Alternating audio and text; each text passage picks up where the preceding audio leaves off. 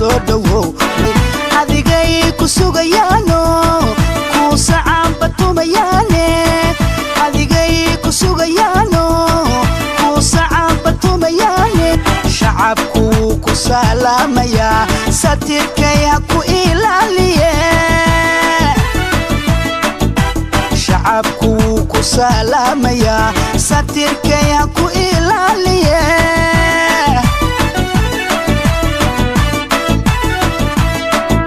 سعداء القرحان يو سناني عدالة بان سعداء القرحان يو سناني عدالة بان كما وذا سوغيناي سلقيقا قوى شرفي سهانكا قوى قولي سعدالكا قوى نبضي سفركا قوى قيري يا سماد برواقادي soo dhawow dhiciyo dhib soo marayay adigay ku sugayaano ku sacaan batumayaane adigay ku sugayaano ku sacaan batumayaane soo dhawow adigay ku sugayaano ku sacaan batumayaane adigay ku sugayaano ku sacaan batumayaane soo dhawow suuradaada waa lagu farxa samaa iyo gargaar wado suuradaada waa lagu farxa samaa iyo gargaar wado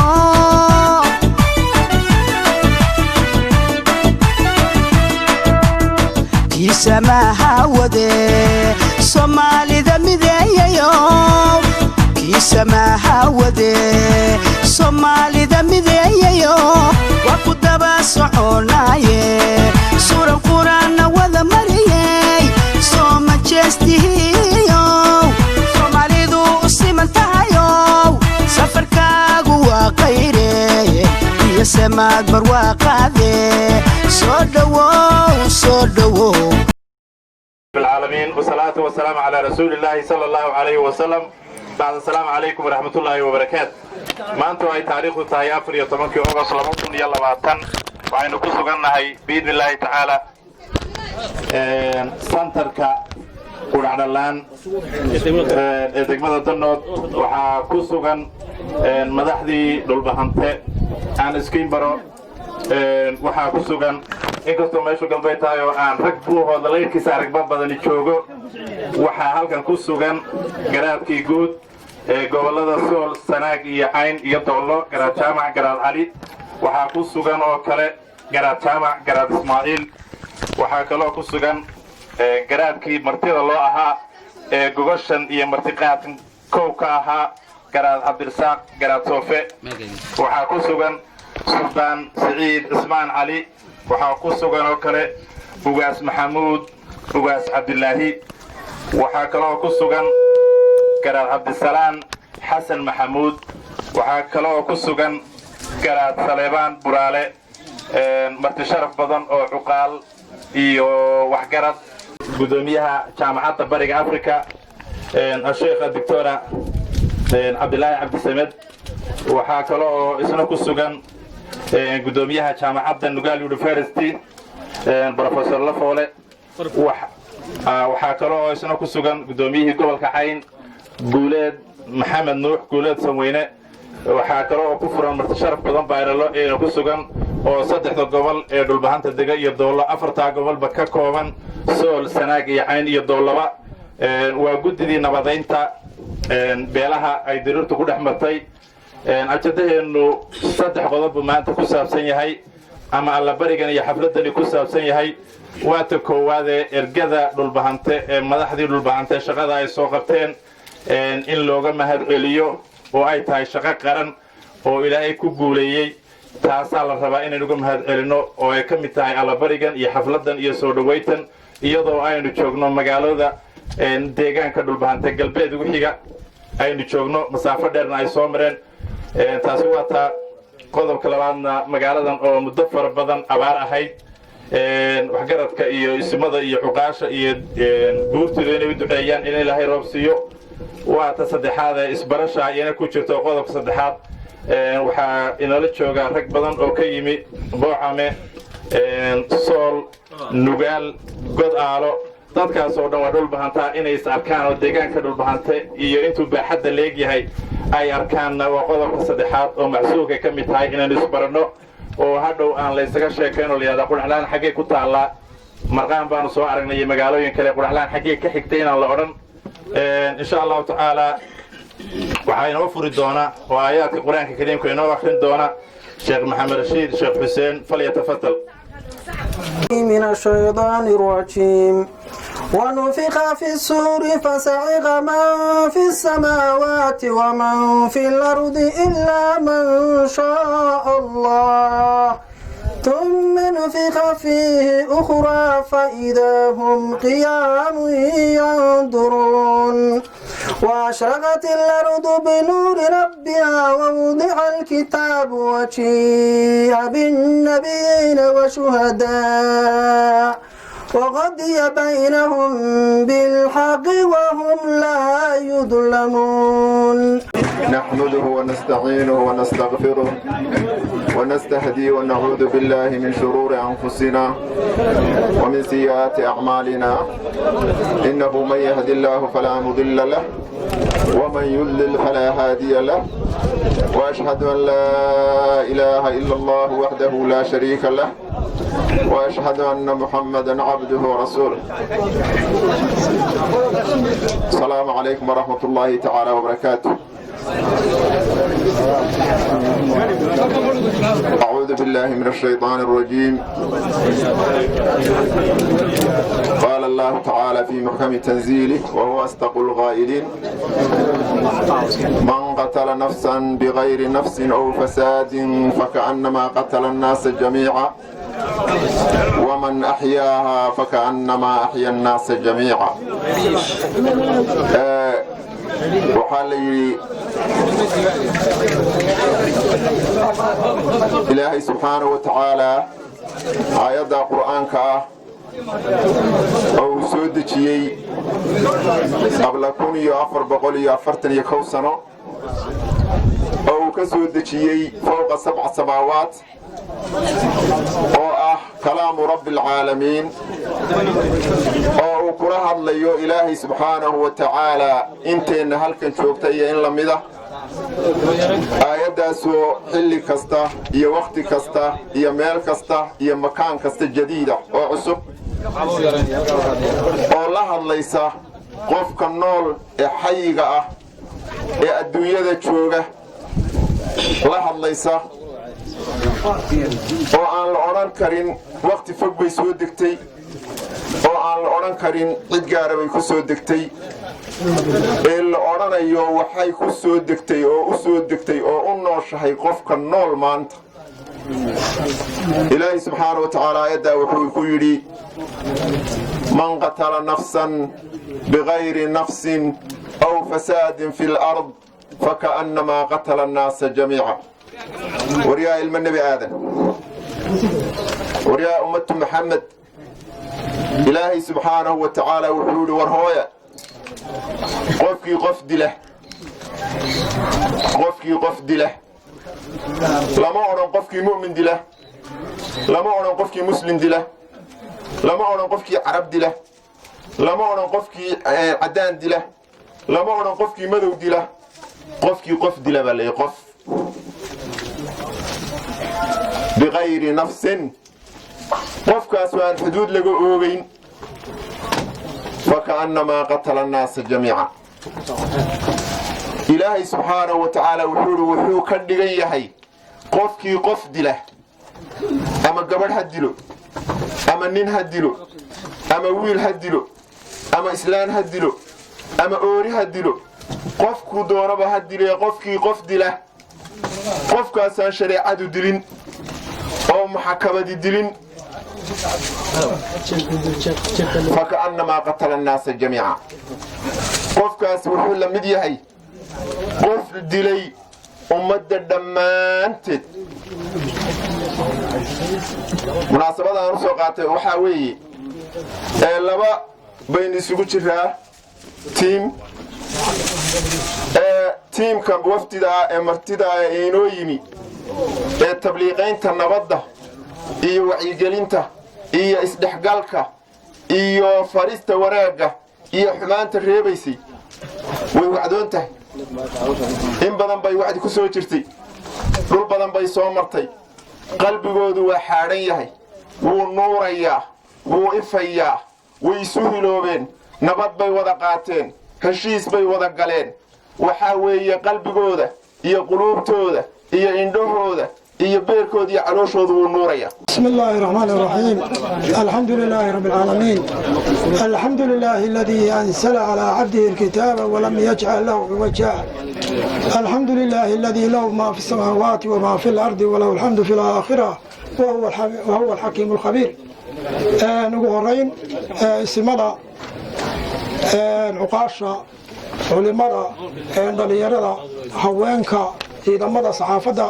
dhammaan salaanta islaamka aan ku salaamayaa assalaamu calaykum waraxmatullahi wabarakaatu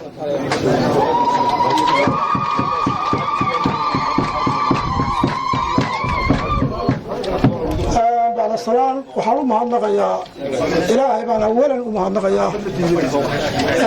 marka labaad waxaan u mahadnaqayaa isimadeenna inoo yimi nala jooga baan u mahadnaqayaa waxaan kale oo u mahadnaqayaa labadii beelood ee walaalaha ahaa ee shaqaaqadu dhex martay ee heshiiyey labadaa beelood allah ha barakeeya waan u mahadnaqayaa intaa haddii aan hore uga socdo ilaahay mahadi waxaa maanta haddii madaxdii dhulbaante isimadeennii dadkii khayrka qabay oo dhan inoo yimaadeen arrintaasi ilaahay mahadi weeye waxaa weeyaan nimco baynu maanta haysanaa isimadeenna aynoo yimi soo dhowmooyin mayno oo waxaa weeyaan dalku waa dalkoodii dadku waa dadkoodii degaanku waa degaankoodii laakiin waynu soo booqdeen baynu oran karnaa marka waxaa weeyaan ilaahay mahadi ah waxaa ah haddii maanta ilaahay isimadeennii inoo keenay ilaahay baa taa mahad ku leh halkaa haddii aan hore uga socdo waxaynu odhan karnaa isimada ayna soo booqday in yaroo xoga waxaa siin lahaa isimadu degaanku dhibaabo aad iyo aad u tiro badan baa degaankan ka jira isimo dhulkani dhowr sano waa roob laayahay inaad noo ducaysaan baan rabnaa mar haddii ilaahay uu noo keenay inaad maanta noo ducaysaan baan rabnaa oo halkan roob la-aan baa ka dhacday roobka inaad nooga ducaysaan baan rabnaa ilaahay inuu roob noo shubo nabadda inaad noogu ducaysaan baan rabnaa oo nabad baa deegaankani u baahan yahay dad badan baa naga jiran maanta haddii isima ilaahay noo keenay dadka in loo naga duceeyo yaan rabnaa waxaan kaloo rabnaa dad baa naga xidhxidhan dadkaa naga xidhxidhan ilaahay haddii idin keenay oo aanu idin sugaynay dadkaa naga xidhan inaad noogu ducaysaan waxay dhibna haysta deegaankan oo dhan inaad nooga ducaysaan baan rabnaa ducadii inaanu maanta u soo ambabaxnay dadkaasi dhammaan wuxuu arkaa u soo baxay waa idin sugayay 7 maalmood xoolihii cidima raacin dadkaasi wuxuu idin sugayay ducadiinna iyo araggiinnu doonayey marka maanta ilaahay mahadi ilaahay waa sukaan keenay inaad noo ducaysaan baanu doonaynaa oo roob noogu ducaysaan oo nabad noogu ducaysaan oo waxa weeyaan nabad caafimaad noogu ducaysaan oo dadka jira noogu ducaysaan oo dadka xidhan noogu ducaysaan waxa weeyaan intaasaan hadalkayga ku soo koobi lahaa assalaamu calaykum waraxmatullaahi wabarakaatu بسم الله الرحمن الرحيم إلهي بقى محله marka ugu horeysa mahadda labaad waxaan naqaynaa garaadada inta badan soo socday nabadda ka soo shaqeeyey ilaahay ku guuleeyey ilaahay inuu saadkeeyo marka labaad saddexaad ergadii labada reer ee walaalaha ee dhibtu kala gaadhay nabadda sida wacan u qaatay in ilaahay u aslaaxiyo ducada daa iyana waa u mahadnaqaya si geesinimo leh oo lama ilaawaana iyo wixii xabadda inta badan soo jeedinaysay ay ku soo afjareen marka waan u mahadnaqayaa waxaa kale oo aan u mahadnaqayaa odayaasha waxgaradka dhulbahante kuurtida ningarmeedka bulsho weynta hoolka joogta oo dhammaantood intaa anugu hadalka badin maayo ergadan waxaan mar labaad u mahadnaqayaa martiqaadka ay naga ajiibeen ay waktiga dheer soo mareen iyagoo taalan aan maanta madasha wada joogno taana mar labaad baan u mahadnaqayaa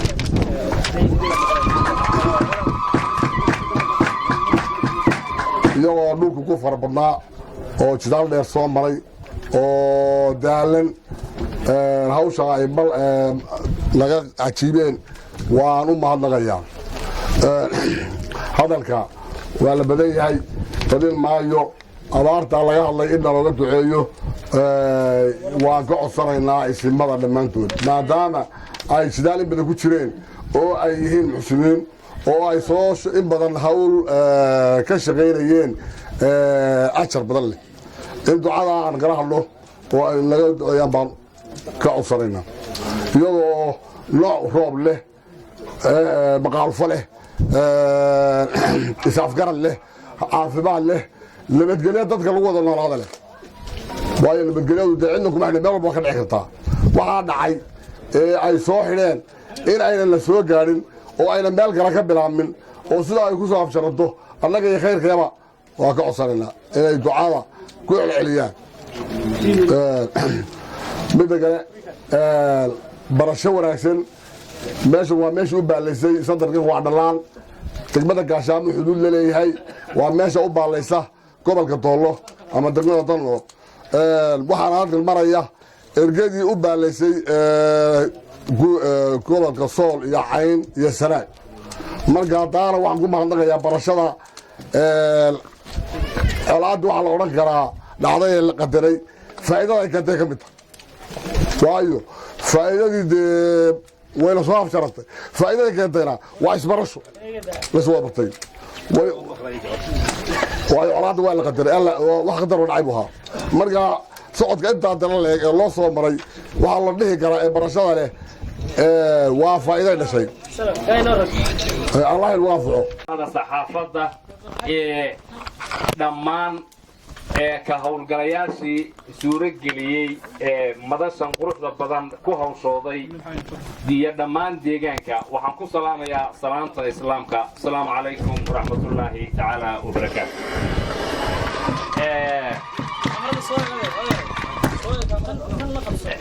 bacda salaan marka labaad isimada waa loo mahad celiyey waxaa mahaddii nin kastoo hadlayba aad buu ugu mahad celiyey waa la ii yidhi waxaan si gaara ugu sii mahadnaqayaa ragga hawsha ay wadeen ee nabadaynta aan mar qura ka hadhin ee garbahooda ahaa ee cuqaasha u mudan yihiin iyo garbeedku waxaan kale oo u mahadnaqayaa labada beelood ee walaalaha ah ee isdhalay isu abtiga iyo inaabtiga ah ee xukunkii iyo decisionkii go'aankii la qaatay bireeyey ee qaatay waxaannu ballan qaadaynaa annagu haddaannu nahay beesha guud ee deegaanka cayn ee halkan fadhida waa loo dhan yahay madashan laguma kala maqna cayni way ku dhan tahay waxaannu ballan qaadaynaa cid nabaddaa la xidhay ciddii ku socsocota inaannu dhan ka wada noqonno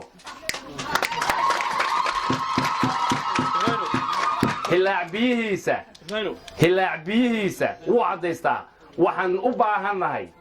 in aannu caddayno hadalkayaga arrintaa maanta dawada ah ee ilaahay noo suuro geliyey waxaan ciddii ku socsocota ama farafaraysa dhan baannu ka wada noqonaynaa arrintaa war ma qaadateen halkaa taasaan kaga tegaya waxaan kale oo odhan lahaa reer qurac dhallaan haddii aad tihiin anugu maba jeceli bahashan sawirkeeda waxaan odhan lahaa reer qurac dhallaan waxaa firsad dahabaad hesheen isimada halkaa fadhiya garaad cabdirisaaq baad ka taqaaneen buraale baad sawirkooda iyo bidhaantooda ka taqaaneen waxaa mahadnaq ah in ay idiin soo jidaaleen idinku yimaadeen jabadii aad deganaydeen garaad jaamac garaad cali iyo garaad jaamac iyo cabdisalaan xasan maxamed ugaas maxamuud cabdilaahi ciise ugaas cabdilaahi ciise nuur absolutely sorry isimada ka soo jidaalay gobolka sool ilaa ismana waa ismadii deegaanka ismana jidaal iyo safar bay ku jireen muddo 2 bilood iyo siyaada ah idinku yimi santarka quraac dhalaan firsad bay idin tahay dhammaan gobolka cayn oo dhan bay firsad u tahay haddana maanta idinka idin soo firsad bay idin tahay iyaga oo qura ducaa bismillaahir rahmaanir rahiim inkastoo deegaankan ka mid ahaa reer quraanba ahaa waa kala abaadnoo barihan ismaan aragoo dad badan reer quraan ay garanay reer quraan wuxuu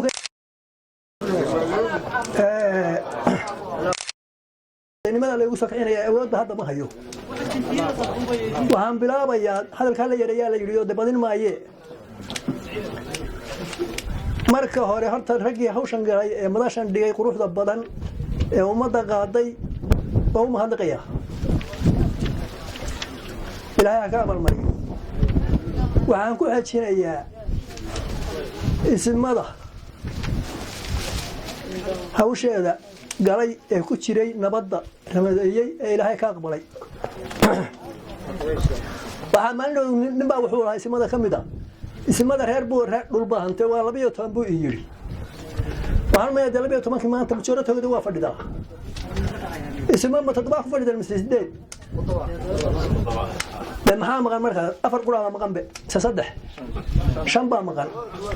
baranta waxaa ogaadaa ismadii dhul baahantay inay halka ku dhan yihiin meeshay u dhasheen iyo meesha deegaanku yihiin waa garanaysaa iyagoo dhul baahanta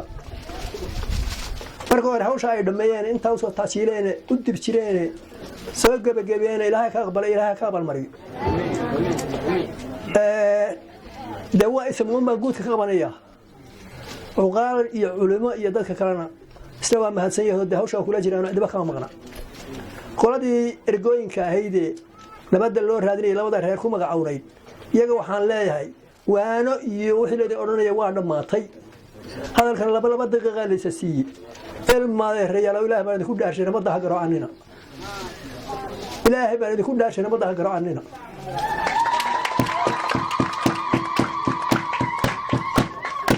ilaahay baan ku dhaashay ha khasaarinina ismada tamartoodii taladooda iyo qiimaha ay galeen intaana waxaan kaga tagay labada ergo labadii reer iyo kala badnaadeen mid walba cid baa ka joogta deegaanka yihiin iyaba waa yihiin yaanu la moodin inaan reer hagaag deganayn quraadhaan waa degan yihiin reer hagaagna waa degan yahay hagaagna waa degan yahay dhulkii la soo maray u badnaayeen markii hore la tagay magaalada kuwana kana waa kamid waxaan ku kordhiyay hadalka waa ka baxaya dee waba la yareynayay warnimo iyo hadalka in badan baa la idin yiri wax badan nin meel afadi la tagaba meeshii la furaba meeshii ay tagaan ismaduba hadalka waa la idin yiri waxaa la yiri reer hawl siday wax u dhigaana waa wax fudud say marka dambe u go'aansadaan talada u qaataana waa wax fudud labadaas kuma wali ka heli karade inaynu dhibkan u fududnahay maqalkan u fududnahay aan ka dayno maqalkan aan u fududaano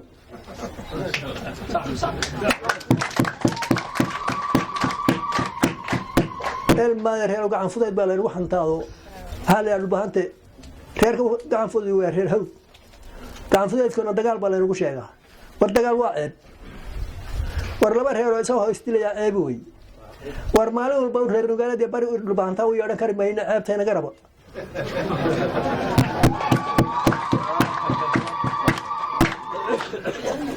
waxaan hadalka ka tegayaa waxay ila tahay maanta cid wax loo sheegi karaa masjidooda waa la og yahay laba shay un baa dhubahante u daran isku dirkiisa dilkiisa oo huniya dhalinyaro iyo haween dhibka labada un baa ka mas'uula haweenkuna waxbay gubaabiyaan dhibka dhalinyarada xabadda irdaa iyo dilka ilmaada reer dhalinyarada haweenko walaalayaal waaniya dhalinyarada waaniya mubaabada ka daaya inamadiina iyo walaaladiin halaynina raggiina halaynina waxaanu yeelaysaan dagaal nin baa ku dhintay nin kuma dhasho ilmaadeerayaal waxaad yeeshaan reer qudhodhalaano ama dhulbahantooba ama reer hawdow reer hawd waa dagaalamaa libinoo noqon mayso magacna inoo reebi mayso dadna inoo reebi mayso waxaa magac inoo reebayaa nabadda dalka waxaa inoo dhaqaysaa nabadda ilmaa reer aan taa barano waxaan kaga baxayaa ismadii hawshan galay ilaahay ku garab qabtay anigu markii hadalka u baxaba waa ammaanaa waana u duceeyaa ilaahay miisaanka xasanaadka ugu daro ilaahay miisaanka xasanaadka ugu daro ilaahay ha ka abaalmariya isaga abaalka mariye ilaahay waxaan u baryanaa rabbiga maalinta looga jecelsayay maanta in ilaahay u dhiibo ee aakhira la joogo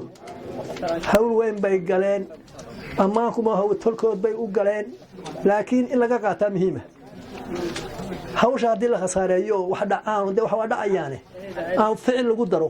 waa khasaaraabay arrinkaasi وبه نستعين على أمور الدنيا والدين أولا إلهي باب محل مدشر السقوق كيني quruxda iyo qiimaha badan ee aad moodo marba meesha la joogaad moodaan meesha kala ka sii wacan tahay aad moodo madalihii hore oo dhan ay ka qurux badan tahay cidii soo agaasintayna mahad gaaray leedahay ma hada wax xoolana cayn baa loo eegaa madashan iyo quruxdan aynu isugu nimi waxaa sababay dhibkii dhacay ee labada reer ka dhex dhacay isimada galay ee ku soo guulaystay cidhibteedii weeye fadhigan aynu isugu nimi haddaanay cidhibtani wanaagsanayna isumaynaan nimaadeen ay soo qabteen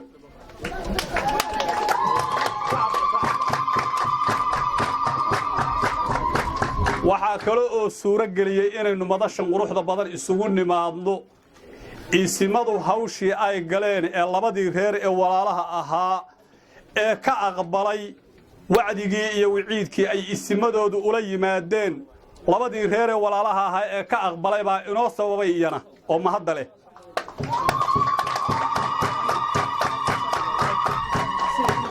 hadalku waa kooban yahay waa saddex qodob unbay ila tahdo midna waa duco oo in isimadu deegaanka inoogu duceeyaan abaarta lagaga hadlay isimadana ducadooda in ilaahay inoo aqbalo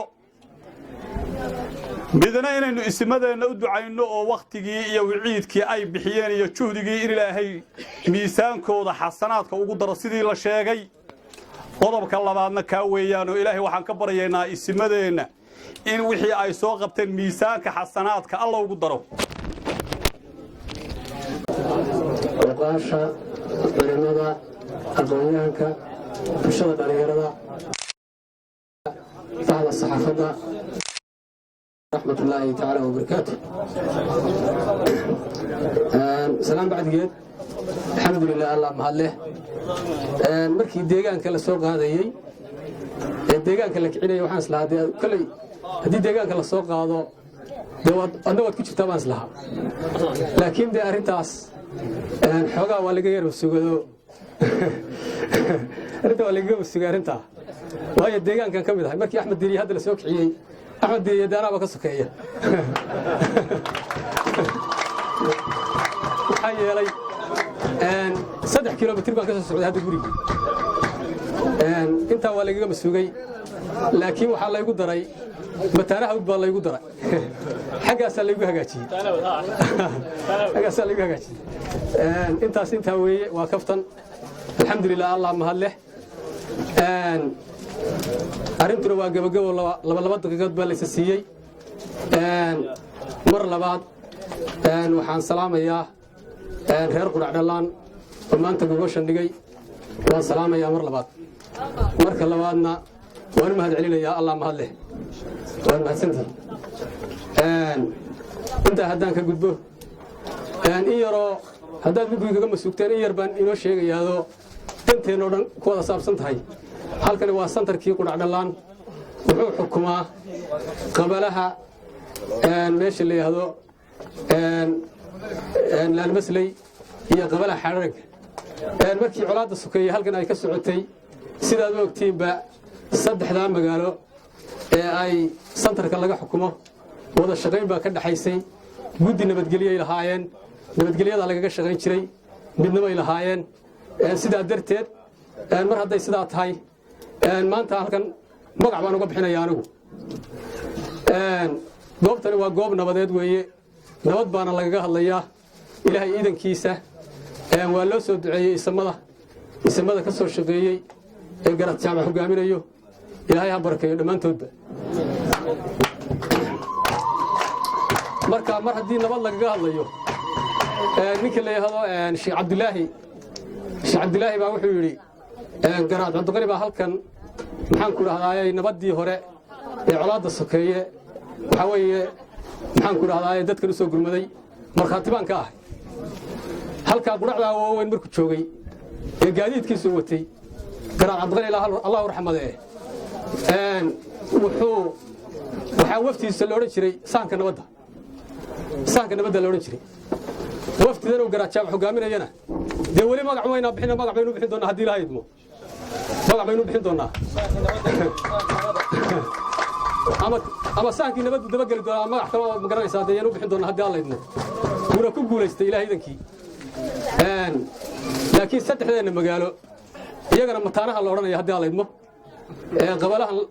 santarka laga xukumo iyagana waa mataanaha la odhanayaa mataanaha tala wadaagta nabaddaa la odhanaya iyagana haddii alla idmo magacaasa loogu walqali doona haddii alla idmo dhammaantiin waad mahadsan tihiin reer quracaan mar labaad baan salaamayaa assalaamu calaykum waraxmatullahi tacaala wabarakaatu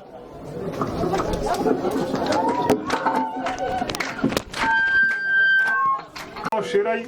iyo kuwa maqan soo dhowayntii iyo xafladda sharafta leh waa uga mahad celinaynaa aad iyo aad baan uga mahad celinaynaa waa mahadsantihiin nabadda aad soo dhowayseen iyo ducada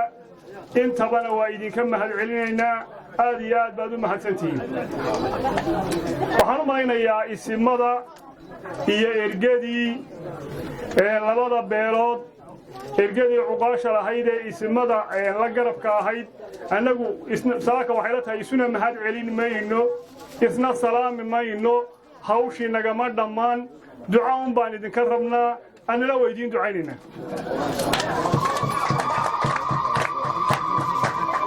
halkan waxaa dhowr jeer laga yidhi isimadu ha duceeyeen horta cuqaasha duca lagama raba miya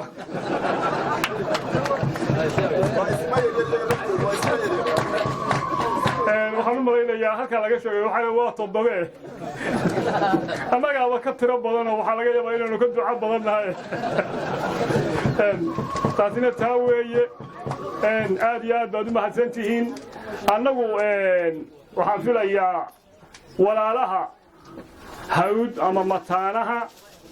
hadeer waxaan filayaa cid kaloo na ciidsanaysaa ma jirto aan u ogol lahay qudhacdhallaan iyo laanmasle iyo xadhaadhan iyo uma ogoline waxaan u ogol lahaa oo aanu soo yar dhowaynayna waxaa jira waxay taadan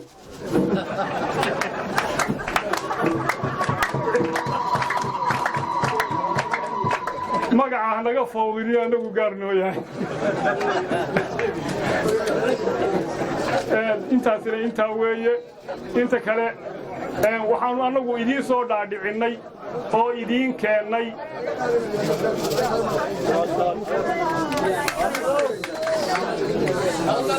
waxaan idiin soo dhaadhicinna oo idiin keennay nabaddii inta badan la soo daadihinayey ka bilaabatay hurufadhi tagtay saaxdheer marqaan soo martay heegaala soo martay qararro soo martay sararoweyne iyo boqon iyo buuhoodle iyo laalmasle iyo geelku sooranba soo martay maantana qudhacdhallaan joogta inaan isla qaadanno isugu ducayno wada ilaashanno oo beelihii shaqaaqadu dhex martayna inay heshiiyeen aad ogaataan kuwa aan waxba dhex marinna ay nabadda ilaashadaan inta aanu idiin sidnaa intaa weeye waxaannu kaloo idiin sheegaynaa magaca waa idiin soo dhaadhicinnadoo mataanaha inaad u walqashaan baa laydinka rabaa waxaan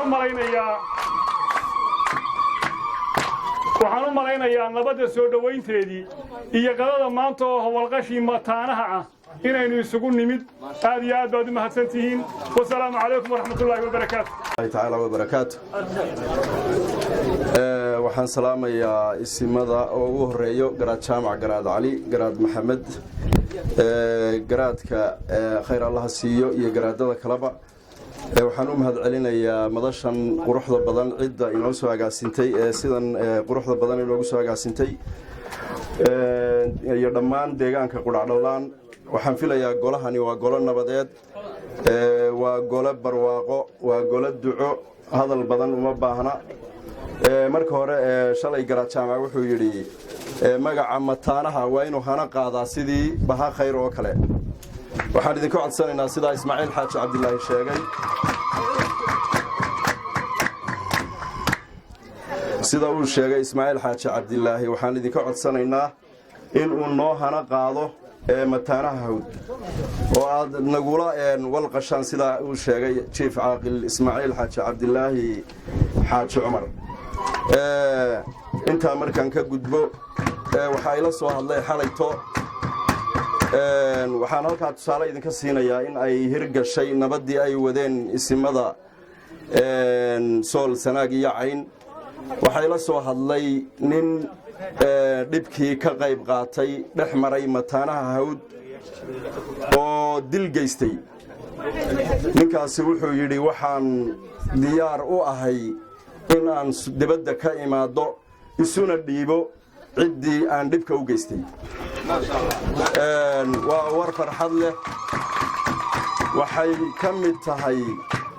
in ay nabaddu dhab ka tahay labada dhinacba bay tusaale u tahay aad iyo aad baan idiin salaamayaa hadal badani ma jiro waxaan u ducaynaynaa isimada iyaguba duco waa u baahan yihiin deegaamada oo dhanna way inoogu ducaynayaan insha allah ilaahayna waxaan ka baryaynaa isimadaas hawshaa maanta inaga soo afjaray in ilaahay miisaanka xasanaadka u saaro ilaahay waxaan ka baryaynaa dembigooda iyo kii waalidkood inuu dhaafo ilaahay waxaan ka baryaynaa inuu jannada kaga abaal mariyo iyaguba ducada waa u baahan yihiin cuqaashana ha laga ducaysto sidaa caaqil ismaaciil sheegay dhammaanteenna aan isu ducayno intii colaadii ku jirtayna ilaahay haka maaragtaa colaaddii ha ka bi'iyo intii nabadgelyo haysatayna allaha u siyaadiyo dhammaanteenna waxaynu u baahannahay in aynu maaragtaa nabadgelyada iyo horumarka ka shaqayno haddii aynu nabadgelyada ka shaqayno horumarku wuu iska imanayaa sentarka quracdhallaanna waxaan maaragtaa farayaa nabadda waad hayseen oo deegaamada dabada hayay baad ka mid ahaydeen nabadgelyada waa idinku bogaadinaynaa horumarkana ku dara assalaamu calaykum waraxmatullaahi wabarakaatu waqtigu waa yaryaa saa daradeed badin maayo qof kastoo halkaa ka soo qayb galay teetalkiisaan ku salaamayaa assalaamu calaykum waraxmatullaahi wabarakaatu kadib waxaan dadka u sheegaynaa oo u xaqiijinaynaa labada beelood ee shaqaqaaasu ka dushay qof waliba ka xanuunsanayey dadkaasi waa heshiiyey heshiis dhaba oo daacad ah yaanu ku heshiinay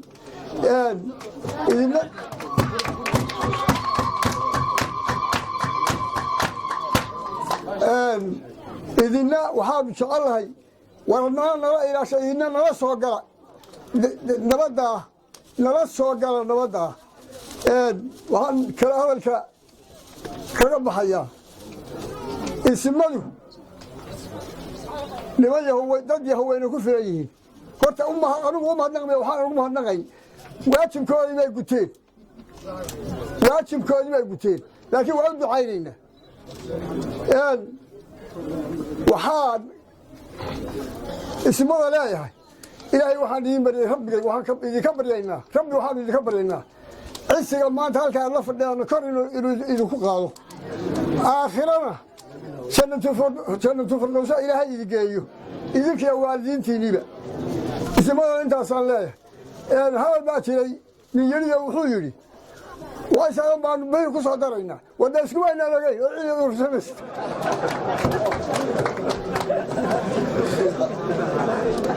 taasi waa dembiga maxkamadaynu isla tegaynaa waxaan hadal kaga baxayaa hooyooyinka iyo dhallinyarada wardad yahow bal dib u fiirsada dhallinyaradii dadka dhimanaya ninba nin dilayaa ورانينا بلاد شيء سوكا يا ويدينيا وروح النبان يا استيا ويدك ورستاي هسكر ادوك هسكر وين اخر اسكو على مغنينا انا راح نقعد نحننا اذا كساسا بالله وحان لا قبلها ولا لا يارو هو يو المال ريالو ايدو يلو ولا لا يارو نبدا إذا كان وانا كعسان وانا دمسان أنت دمسان نقطة اسكو راعة أنت دمسان ما اسكو راعدين أنت دمسان إلهي يوافقه إلهي سلاسان كبرية السلام عليكم ورحمة الله وبركاته بسم الله الرحمن الرحيم وحان مركو لهم هالعلن يا الله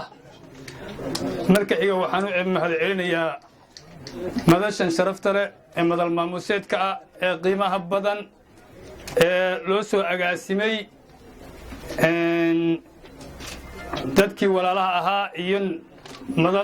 madal nabadeedka ah aad iyo aad baan u soo dhawaynayaa marka labaad waxaan aad iyo aad mahad ugu celinayaa garaadadeenna uu hogaaminayo garaad jaamac garaad cali iyo dhammaan inta garbihiisa ah iyo garaadaysa la socota inta kaleeto waxaan rabaa waa waqti farxadeed aad u wacan annaga labadeeda beelood intii hawshani ka lahayd waxaa ka hadlay cuqaashii naga horraysay oo haddii annaga cuqaasha hal mida oo beesha kale ka mid uu ka hadlo ka kaleeto ay tiisa ugu dhan tahay sidaanu ku wada soconnay ilaa iyo maalintii hawshani bilaabatay ee saaxdheer waxaan rabaa halkan inaan mahad kale uga diro dadkii aanu walaalaha ahayn ee aan ugu tagnay santarka saaxdheer ee sida aad iyo aad qaaliga ah ee aan qalbiga iyaga aanan marnaba iloobi doonin noo soo agaasimay ee noogu soo dhoweeyey ee aanu barkulankoodii farxaddan iyo guushan ka qaadanay yaan rabaa inay iyaduna gaadho ee reer saaxdheer waa iska farxad waxaan yar xusuustaa marka qaarkood madasha aynu maanta koonihii u marayno wanaaggeeda iyo sharaftideeda ee reer qurac dhallaan waa iska ciid waxaan filayaa nabadda unbaad nagula ciiddeen waa saasaan idiin soo gaadhsiinay alxamdulilah annaguna si wacan oo farxad iyo kalsooni leh baanu idinkula ciidnay idinkuna soo dhowaynay waxaan xusuustaa in yaroo kafsanaa ku darsanayaaye garaadka khayr allaha siiye maalintii uu ceegaaga yimid jawigiisii iyo jawiga maanta uu halku fadhiyan xoogaa yaroo dareena ka yartaabsiiyey waxaan idhi in badal gacal kala xidhnaa ku kala guuray geeddi dheer waa kuwa isu soo galo haddeer gacmaha isqabsaday guushaana idinkaa lahaa garaadada reer siciidow ku geeraara gogosha nabadda oo taasoo kale isaga garaadka waxaan yar taabsiiyey oo allah khayr iyo ha siiye reer aan gurgushaan ahayn ma guuro geeddi dheer adaa gibisha u sidee adigu garaad jaamac go'i nabaddaan ku saarre golaha SSCda iyo garaadada noo mide waxaan aad iyo aad ugu soo dhowaynayaa reer qurac dhallaanow farxaddan qaaliga ee dhulkeenna qaybihii u dambaysay maraysa ee aad nagula ciiddeen annaguna aannu idiin keennay sidaana aannu isla qaadannay idina aad nala qaadateen wasalaamu calaykum waraxmatullahi wabarakaatu وأشهد أن محمدا عبده ورسوله صلوات الله وسلام عليه وعلى آله وأصحابه ومن تبعه هديه بإحسان إلى يوم الدين waxaan isku ogaa golaha culimada inaan ku jira hadda wuxuu ugu daray salmaan maanta golihii cuqaasha marka dhimale waa iska caadi kama naas laa baasa beryahanba wadaadada isku garbinayay bahashe ugu horrayn waxaan salaamayaa sharafta iyo dadweynaha madasha isugu yimid oo ay ugu horreeyaan isimada iyo cuqaasha ergada beelaha walaalaha ah dhallinyarada bahda saxaafadda ururada haweenka iyo dhammaan inta ay madashan kulmisayba qof walba teetalkiisa ayaan ku salaamaya waxaan leeyahay assalaamu calaykum waraxmatullaahi wabarakaatuh intaa kadib allah subxaanahu wa tacaala ayaan ugu horreyn u mahadnaqaynaa inagu kulmiye madashan sharafta badan mar labaad waxaan u mahadnaqaynaa inta sababtay inaynu meeshan ku kulanno oo diyaariyey madashan lagu soo dhoweynayo nabaddii laga soo shaqeeyey ee loo howlgalay ilaahayna inagu garab galay ayaan u mahad celinaynaa oo aan loo kala hadhin reer qurac dhallaan hadday madax dhaqameed ahayd iyo hadday haween ahayd iyo haddii ay ninkarbood ahayd iyo hadday culimo ahayd hadday dhallinyaro ahaydba soo dhoweynta qiimaha badan iyo xafladda quruxda badan ay qabteen aad baan ugu mahadnaqaynaa ugu mahad celinaynaa allah subxaanahu wa tacaala waxaan uga baryaynaa inuu waxa wanaagsan ay ku doonayaan uu ku siiyo oo ay ugu horrayso nabadgelyo iyo raxmad. waxay ka cawdeen in magaaladu beryahan ay roob yarayda iyo magaalada iyo intaa gagaarkeedaba ilaahay inuu taa maanta dul saaran daruurtaa saaran ilaahay inuu u darariyo dhammaanteenba roob caama oo nabad wata ilaahay uuna siiyo. intaa kadib hadalku ma badna waxaa arrintan laga hadlayay waxa ay nabaddii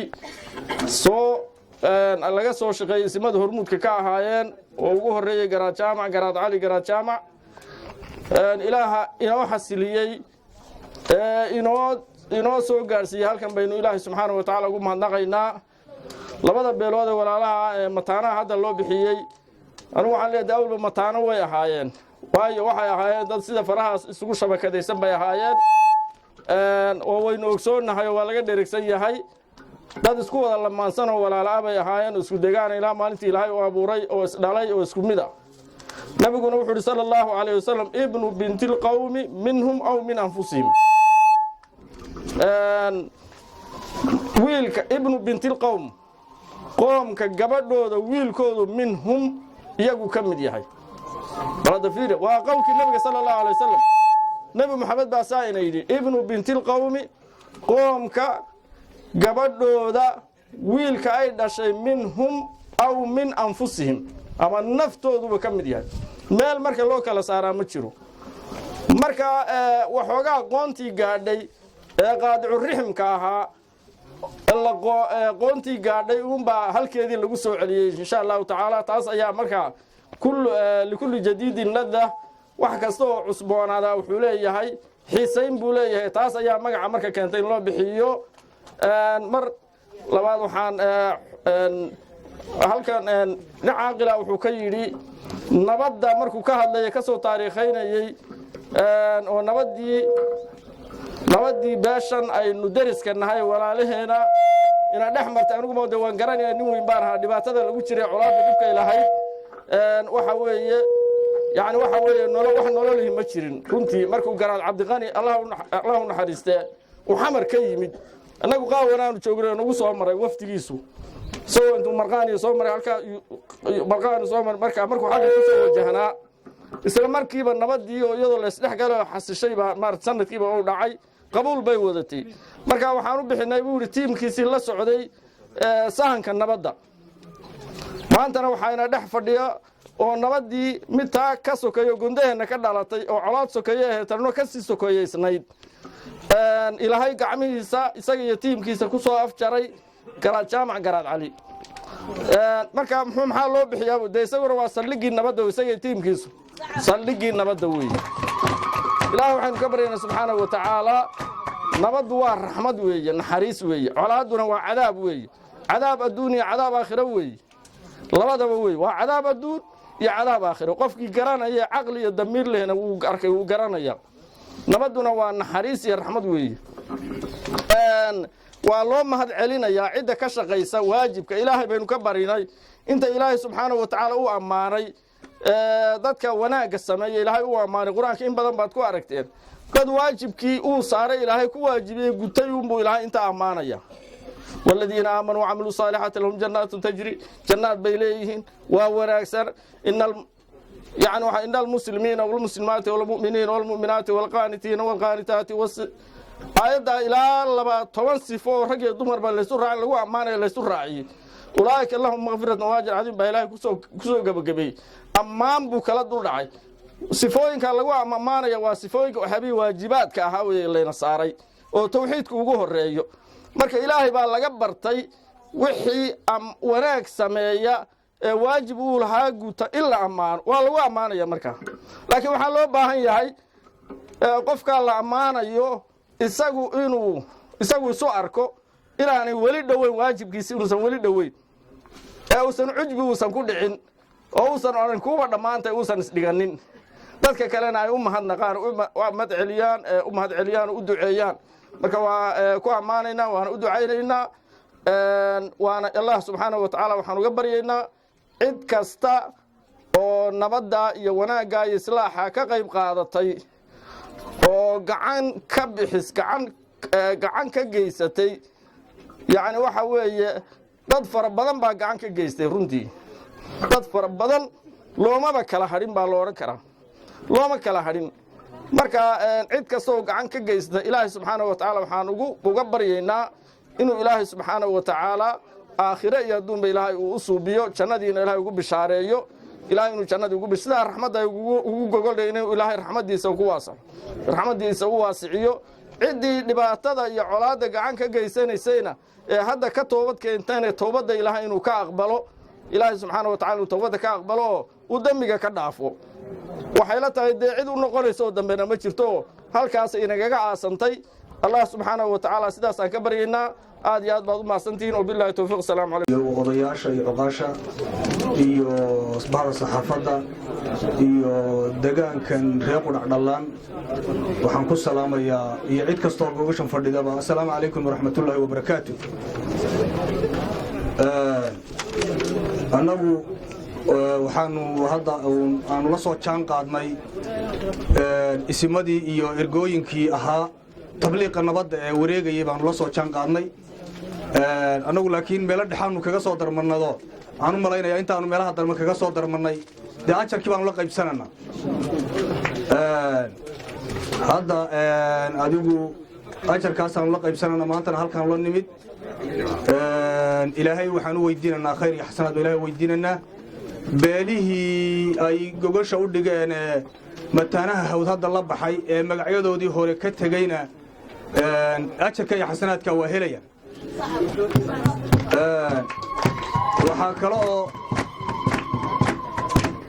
waxaa kale oo ayna idiin sheegin nimankii beeshii bahahawd la baxday mataanaha hawd la baxday waxayna idiin sheegin oo ay maalmo hore noogu darayeen inay gabdhaha sooryadooda iyo ardaadhigoodu ka dhexeeyo intaasayna idinku darin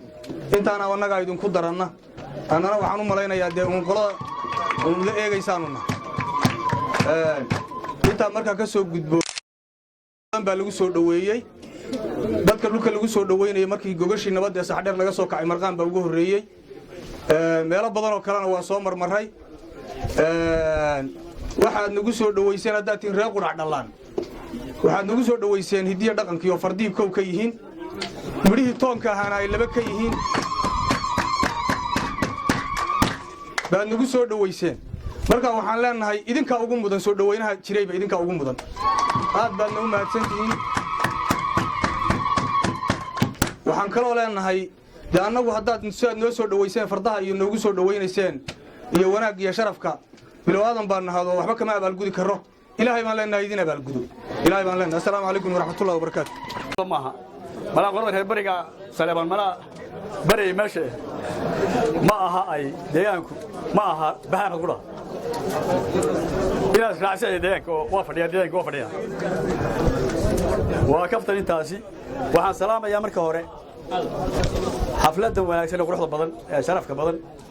ee la soo agaasimay intii soo camirtay ee soo ajiibtay iyo intii agaasintayba markii hore waa salaamayaa waxaan isu horeeyaan ismada sharafta leh ee uu hogaaminayo garaad cali garaad jaamac iyo cuqaasha la socotay iyo waftiga ballaaran ee nabadda ka shaqaynaysay ee hawsha badan soo gudatay waa salaamaya waxaan ku salaamaya salaamta islaamka السلام عليكم ورحمة الله وبركاته waxaan salaamayaa oo kale marka hore dadka ka soo shaqeeyay halka kan iyo sharafta badan iyo sharafka noo sameeyay ee ku soo dhaweeyay ummadda aan aqoon iyo inoo timi maanta iyagana mar labaad baan salaamaya waana u mahad celinayaa waxaan kaloo mahad celinayaa isimada waxa ay ka soo shaqeeyeen maslaxadda iyo nabadda in badan ay ku tabceen ilaahay baa siinaya ajarkooda u qoraya cidna ugama baahna ducay iyo wax kale ilaahay baa u qoray mar hore loo qoray nin waliba wuxuu ka shaqeeyo baa loo qoraado ilaahay baa arkayo siinaya ilaahay ha idin barakeeyo caqliga iyo aqoonta waa idin barakeeyo waxaa ka shaqaysaanna ha idin toban laabo intaasi waa intaa deegaanka waxaa leeyahay deegaanka fursadda ku soo marta waa laga faa'iidaystaa waxaa nimanka isimadaasi noo sidaan duca iyo talo iyo wacdiba ayna siin doonaan guddoomana oo weelayno guddoonta oo weelaya kuna shaqeeya shaqeeya waayo arag weeye waxay dadkani waa waayo arag weeye dadka inagu yarar baa waayo araga colaad iyo nabaddu qiimaha ay kala leeyihiin waynu wada garanaynaa ha laga shaqeeyo nabadda iyo wanaagga ha laga shaqeeyo hana la guddoonto waxa la sheegay hal la qaato hana lagu shaqeeyo wassalaamu calaykum waraxmatullaahi wabarakaatuh dhammaan ka soo qaybgalayaasha isimadeenna cuqaasheenna waayeelka iyo waxgaradka bahda haweenka waxaan ku salaamayaa salaanta islaamka assalaamu calaykum waraxmatullaahi wabarakaatuh runtii waqtiga urursan hadal badan dhihi maayo waxaan anugu ka faa'iidaystay muslim kastaba dhibaatadiisu ka shaqeeyaa dhibaatada iyo dhiigu waa daataa saxaabadii dhexdooda ay ka dhacaysay oo nebigu sal allahu alayh wasalam uu lahaa abidacwa aljaahiliyati wa ana bayna adhurikum warma tolla aydii jaahiliyada ayaad u noqoteen anoo weli idin dhex jooga nebi maxamed oo dhex joogay dhacaysay laakiin ta la rabaa waxa weeye ta qur-aanku uu sheegayoo idaa massahum taa'ifun min ashaytaani tadakaruu fa idaa hum mubsiruun marka uu shayddaanku duro ee qofka uu duceeyo ee dareenkiisa uu kiciyo ee walaalkii uu ku dhirbaaxo waxaa la rabaa inuu isxasuusto oo xadhigga ilaahay iyo xayndaabkiisa u soo noqdo fa idaa hum mubsiruun markaasaa waxaa weeye daahii iyo dahaarhkii wanaagga ka saarnaa ee waxaa weeye qabyaaladda iyo xumaha ku dhiirinayay shayddaankii markaasu ka faydmaya maanta shayddaankii waa inaga faydmay nashuushadii waa inaga baxday caloosheenna ilaahay baa burcad isu mariyey ilaahay baynu mar koobaad ku mahadinaynaa marka labaad isimada runtii wanaagga weyn ka shaqeeyey dabadda u jooga ma magacaabi karo garaad jaamac garaad cali iyo dhammaan garaadada kale ee dabadda u jooga ee waxa weeye dabayshu ugu dhacayso ee waxa weeye reerahoodii uga maqan waynu ku mahadinaynaa ilaahay ha barakeeyo ayaynu leenahay marka labaad labadii reerood ee sida kaliya laabta arrintaa u guddoomay ee nabadda u qaatay iyagana waynu u ducaynaynaa waynu mahadinaynaa runtii waxay kaloo arrintaasi aan casharka labaadeen ka qaadanaynaa ay tahay isxilqaanka waxaan arkayey rag odayaalo halkan la soo istaajiyey oo hadalku dhib ku ahaa oo xanuun sheegtay oo kow uu ka ahaa caaqil axmed diiriye jiija iyo caaqil xasan ciise wacays waynu arkayna xanuunka ka muuqday haddana waxay diyaar u yihiin gogol kastoo nabadeed oo la dhigay inay raacaan inay ka arrimiyaan inay taladooda ka dhiibtaan inay ka hadlaan runtii waxaanu dareemaynaa sida uu inoo qodan yahay wanaaggu oo aynu ugu wada xilqaamannahay oo raggaa waxaa weeye dhibto iyo xanuunkuu ka muuqdo isu soo dhibaya oo waxaa weeye soo gelaya halkaa cashar baynu ka qaadanaynaa dhallinyarada waxaan dhihi lahaa waxa weeye war odayaashii hadday saa nabadda ugu xilqaaman yihiin oo sidaa ugu kadeedan yihiin oo ugu kallifan yihiin aynu inana waxa weeye waxaan dhihi lahaa aynu ka faa'iidaysanno ayaan dhihi lahaa dhibaatadan ayaynaan kadeedin casharka ugu dambeeyaynu ka faa'iidaysanaynaa waxay tahay daacadnimada ilaahay subxaana wa tacaala waxa weeye laba arrimood buu ku xidhaa nabadda arrinta koobaad ikhlaaska iyo daacadnimada iyo dhab inaynu ka nahay arrinta labaadna in ilaahay tawfiiqda cirka inaga siiyo dhexdeenna waxa laga helo ugu qaalisani waa ikhlaaska waa daacadnimada bal u fiirsada ilaahay wuxuu leeyahay in yuriida islaaxan yuwaffiq illaahu baynahuma haddii kuwa dhibaatadu dhex joogto iyo kuwa ka dhex shaqaynayaba ilaahay dartii ay ka tahay ikhlaas nabaddu ay dhab ka tahay arrinta waxa kor ka yimaada waxa ugu qaalisan oo tawfiiqda ah ayaa ilaahay siinaya yuwaffiq illaahu baynahuma marka innagana ikhlaas baa laynaga rabaa ilaahayna tawfiiqda ayuuna siinayaa ilaahay subxaanahu wa tacaala waxaan ka baray inuu tawfiiqdayna siiyo aad iyo aad baad mahadsantihi wasalaamu calaykum بسم الله الرحمن الرحيم بسم الله الرحمن الرحيم بسم الله الرحمن الرحيم marka hore mahad ilaahay ugu sugnaatay marxigeenka waxaan salaamayaa ummadda Soomaaliyeed meel kasta ay joogto waxaan salaamayaa garaadadeena uqaasheena nin garboodkeena saxaafadda culimada dhalinyarada haweenka dhammaantiin waxaan ku salaamayaa salaanta islaamka assalaamu calaykum waraxmatullaahi ilaahay subxaanahu wa tacaala dawaala duceeyay intii la duceynayay ilaahay nabadda aad u gacan qaadeen ilaahay subxaanahu wa tacaala haynoo xasiliyo dabaysha ilaahay baa keena ilaahay xaggiisa ka keeno mar walba anagu waan duceynaynaa hadda horto dhowr jeer waxaa laga dhawaajiyey haweenka ka qayb qaata nabadda dee anagu isma dilo idinkana idinma dilo inaanu ka qayb qaadanayna waxaa idin caddaynaya dee garaadada markhaati ahoo annagoo calankan cadsidana yaanu hurufadhi ugu tagno saaxdheer ugu tagnay marka annagu mar walba nabadda waanu u taagannahay laakiin ragow idinka isdilaya isdaaya ilaahay subxaanahu wa tacaala iimaankana ha idinku sugo intaa waxaan ku darayaa haddaan ahay anoo ku hadlayaa beeshan maanta martida loo yahay waxaa jira dad badan oo naga xanuunsanaya waxaa jira dad badan oo naga xidhan waxaa jira dad qurbaha jooga oo naga sharcila waxaanu doonaynaa qof kasta oo meeshan jooga nin lagu jira ilaahay baa og garaadka isimada caaqilada haweenka mid walba inuu noogu duceeyaanu doonaynaa dhalinyaro taariijay baa jirta rag jeelka ku raagay baa jira dad buka oo qurbaha ku bukaa jira waxaa jira odayaaliga ii soo diray fariin oo yidhi garaadada noogu sheeg dhowr jeer baanu taleefon ku wada hadalay hanana soo cafiyaan hana noo soo duceeyaan goorahan waxaa la sheegayay qurac dhalaan anugu reer maxamed baan reer balli xaggee laga dhaafdhaafayaa xaajadu waa yaro siyaasadaysan tahay oo santarriya waxbaa la cayaaraya waan u malaynaya bal xagga balli raxmadna la eego ducada yabaa la noogu darayo waa lagu ooman yahay ilaahay subxaanahu wa tacaala raxmadiisa wuxuu keenaa markaa idinku soo caloofayowdihiin iminka 3 habeen meelaha weyn la joogay run ahaantii dee waad khaldantiin idin odhan maayo laakiin kalgacal badan baa idinka muuqda isu qabtaan caloosha idinku iska sii daaya markaas ilaahayna raxmadiisa idin siinayaa aad baan idin salaamayaa waxaan gaar ahaan u sii salaamayaa qurba joogta reer cigaan la leeyay ee ka qayb qaadatay hawshan waad salaamantiin dhammaantiin meel kastaad joogtaanba wasalaamu calaykum waraxmatullaahi wabarakaatu quruxda badan ay u horeeyaan isimadu uqaasha culimada bahda saxaafadda hablaha ningarbeedka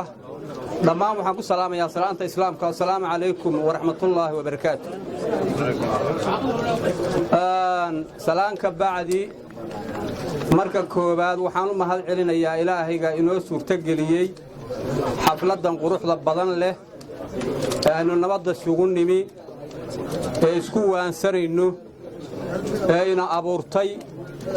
ee ina risiqa ilaahaas aynu mahad celinaynaa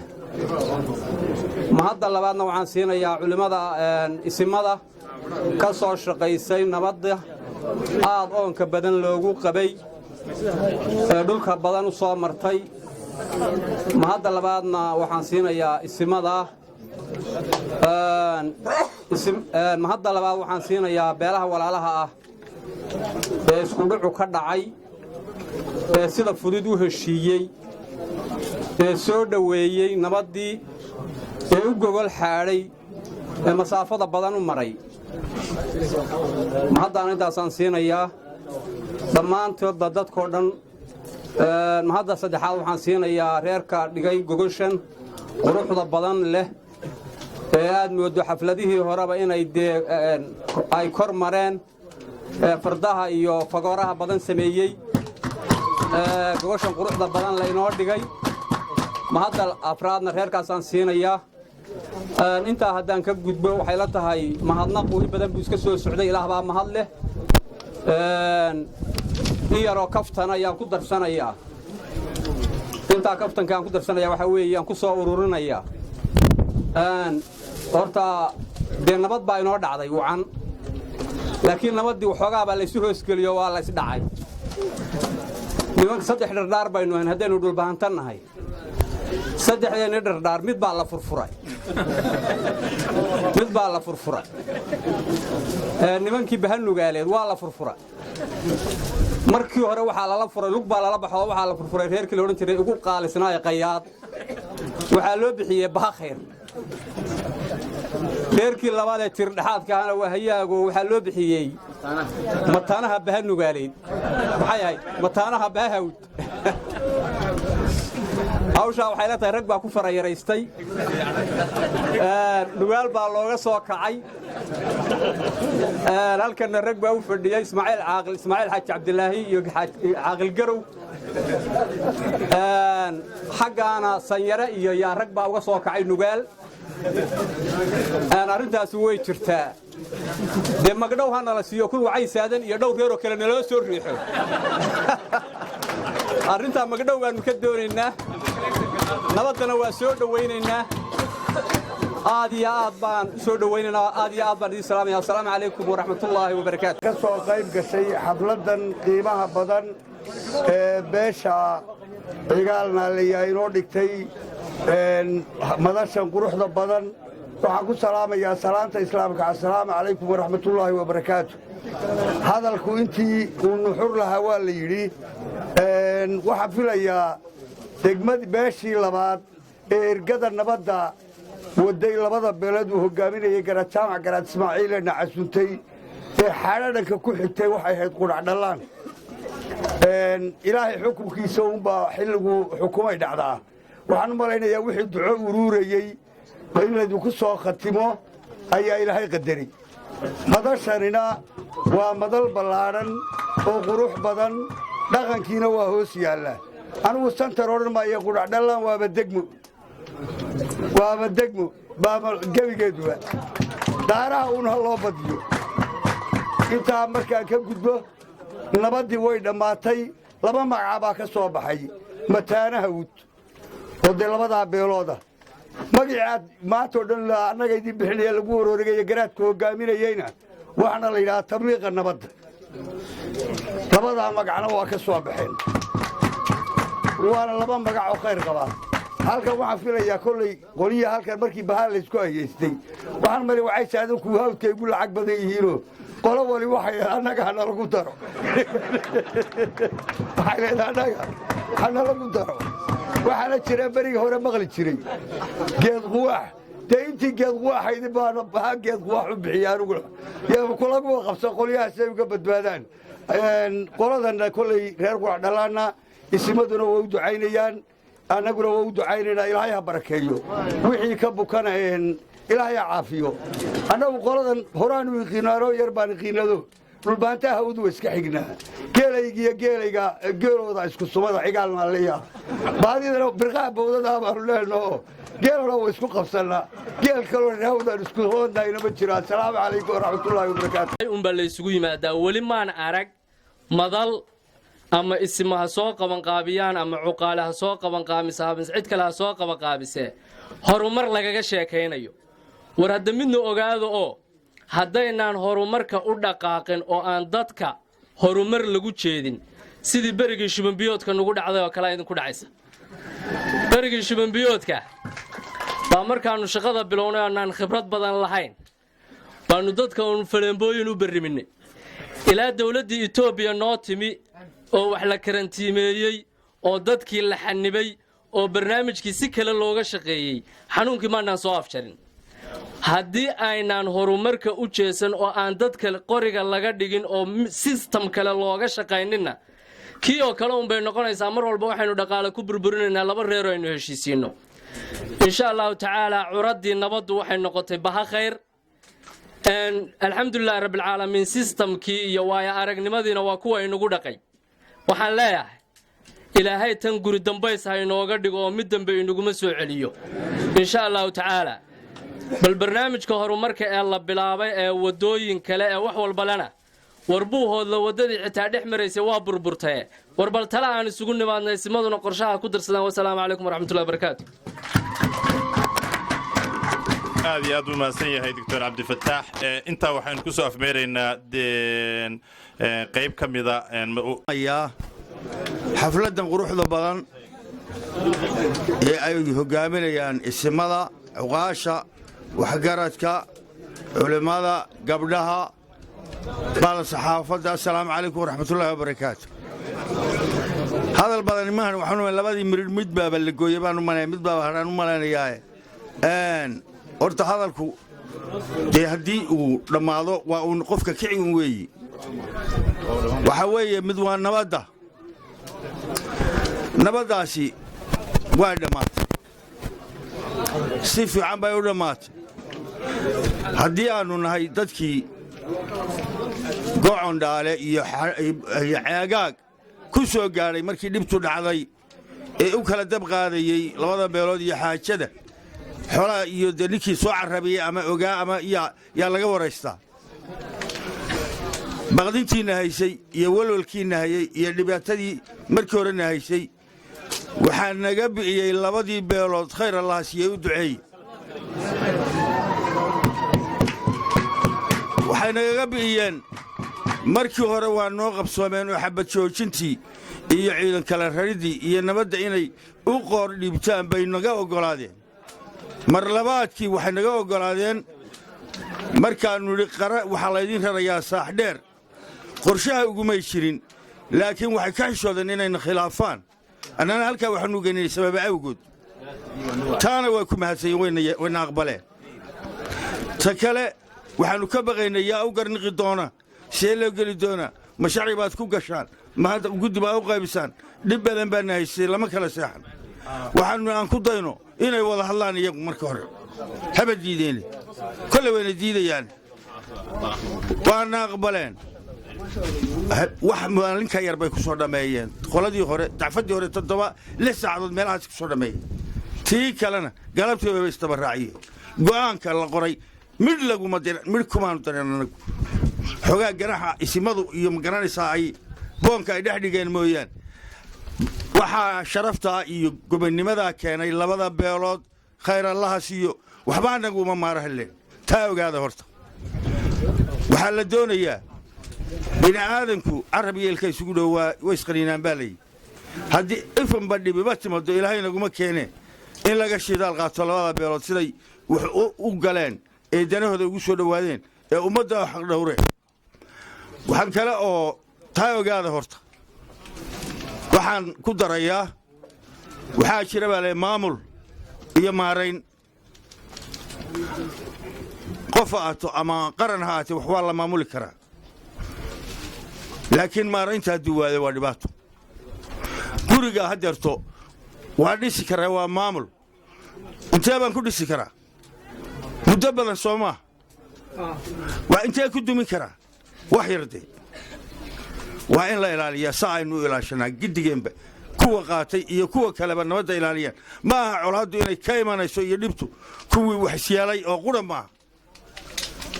qof cid kasta oo dhib geysta wayna wada saamaynaysaa waxaa weeye haddii iminka guriga ku-xigaa gubto wixii aad kari karto waad la cararaysaa gurigaaga ood soconaysa kana iyo adna ku soo gaadhi dhibi kaama yara waxaa weeye nabadda haddaynu nahay gobollada SSC waa inaynu ilaashanno qof walba xil baa ka saaran taa waa mid ta kale waxay qoladan soo jeedisay reer qudhadhalan waxay soo jeedeen isamadu ha noo duceeyeen soo sidaa ma ahayn cuqaasha kumay darin markaa wuxuu inkastaanu martinahay markhaatiga waa gallaaye khayr allah haydi siiyo wixii aad ka dhibantihiin baa ilaahay haydiin sakhiro raxmadda ilaahay haydiin furo oolade iyagu waa dulliskii annaguna gundhigii geel hal baa loo sii gundhigaay ha isbiirsatee waxa weeye farxaddayada baannu idinla jeclay sida saaka wejigiinna aannu arkayni furnaanta iyo qalbi wacnaanta iyo sidaad noo soo dhowayseen baa nagu kalifaya inaannu annana waxaa la labada aan weel kaaga madhayn dadka lagagama masuugo haddaad maanta dhan qofka u ducaanaysa adiga weel kaa madhan maayo ilaahay inuu aqbalana waa laga yaaba haddaad la talinaysana weel adiga kaa madhanayaa ma jiro maanta dhan la talinayso midh uun inuu ilaahay kaga duwaaba laga yaaba marka waxaan ilaahay idinka baryaynaa wixii aad tabanaysaan baa ilaahay idin siiyo dadka buka ilaahay ha idin caafiyo dadka haddii la xidhxidhan ilaahay haynoo soo daayo raxmadda ilaahay idinku roonaado muraadkiina san hela wasalaamu calaykum waraxmatullahi barakaatu bismillaahi raxmaan ilaahay baa mahad leh mahadda koowaad waxaan u celinayaa reer quraacdhallaan sida ay noo soo dhoweeyeen oo noo sharfeen oo madashan qiimaha badan noogu soo dhoweeyaan aad iyo aad baan idinku mahad celinaynaa mahad ka bacdi waxaan salaamayaa isimadeenna sharafta leh oo uu hoggaaminayo garaad jaamac garaad cali garaad jaamac iyo isimada kale ee ballaadhan oo maanta tiimka qudha isku ah oo tabliiqiinta isimada la yidhaahdo oo aan leeyahay afarta koone ee gobollada esasiyo waa inaad tagtaan oo halkan waxaynu ku nimi dhiig ka dhacay iyo beelolna nabadaynaya iyadoo nabad ah oo aad fursad haysataan aad tagtaan taasaan idinku boorinayaa isimow ta labaad waxa weeye laba beelood isma layn hal qoys oo odii habara oo carroortoodu isdileen weeye warsow sidaa maaha muuse iyo xuseen yaa dhalay siciid dee meel uga dhiga waxaan leeyahay ilaahow qoysaska inoo badbaadi oo dadka inoo badbaadi oo dadku waxay yidhaahdeen isimada iyo culimmadu ninka ducada uga horreeya waa raalli kama ahay raalli nooga noqda waxaannu leenahay nabaddaas waa xidhantay waa la nabday waa bishaaro waxaannu idin leenahay dabaylaha meelaha kaga imanaya inaad ka ilaalisaan idinku oo kaad wax ku aragtaan ka celisaan oo haddii eba meeshaad dareentaan u gurmataan taas baannu idinka codsanaynaa waxaannu kale oo aan leenahay dadka xidhxidhan ilaahay ha soo daayo dadka buka allaha caafiyo deegaankan abaar baa nooga muuqatee barwaaqa ilaahay ha ugu beddelo deegaanadeenna raqda raggu waa ku badantay ilaahayna ka joojo intaasaan kaga baxayaa wasalaamu calaykum waraxmatullahi wabarakaatu asalaamu calaykum waraxmatullaahi tacaala wabarakaatu dhammaan bulshada isugu timi halkan waxaan rabaa inaan ku salaamo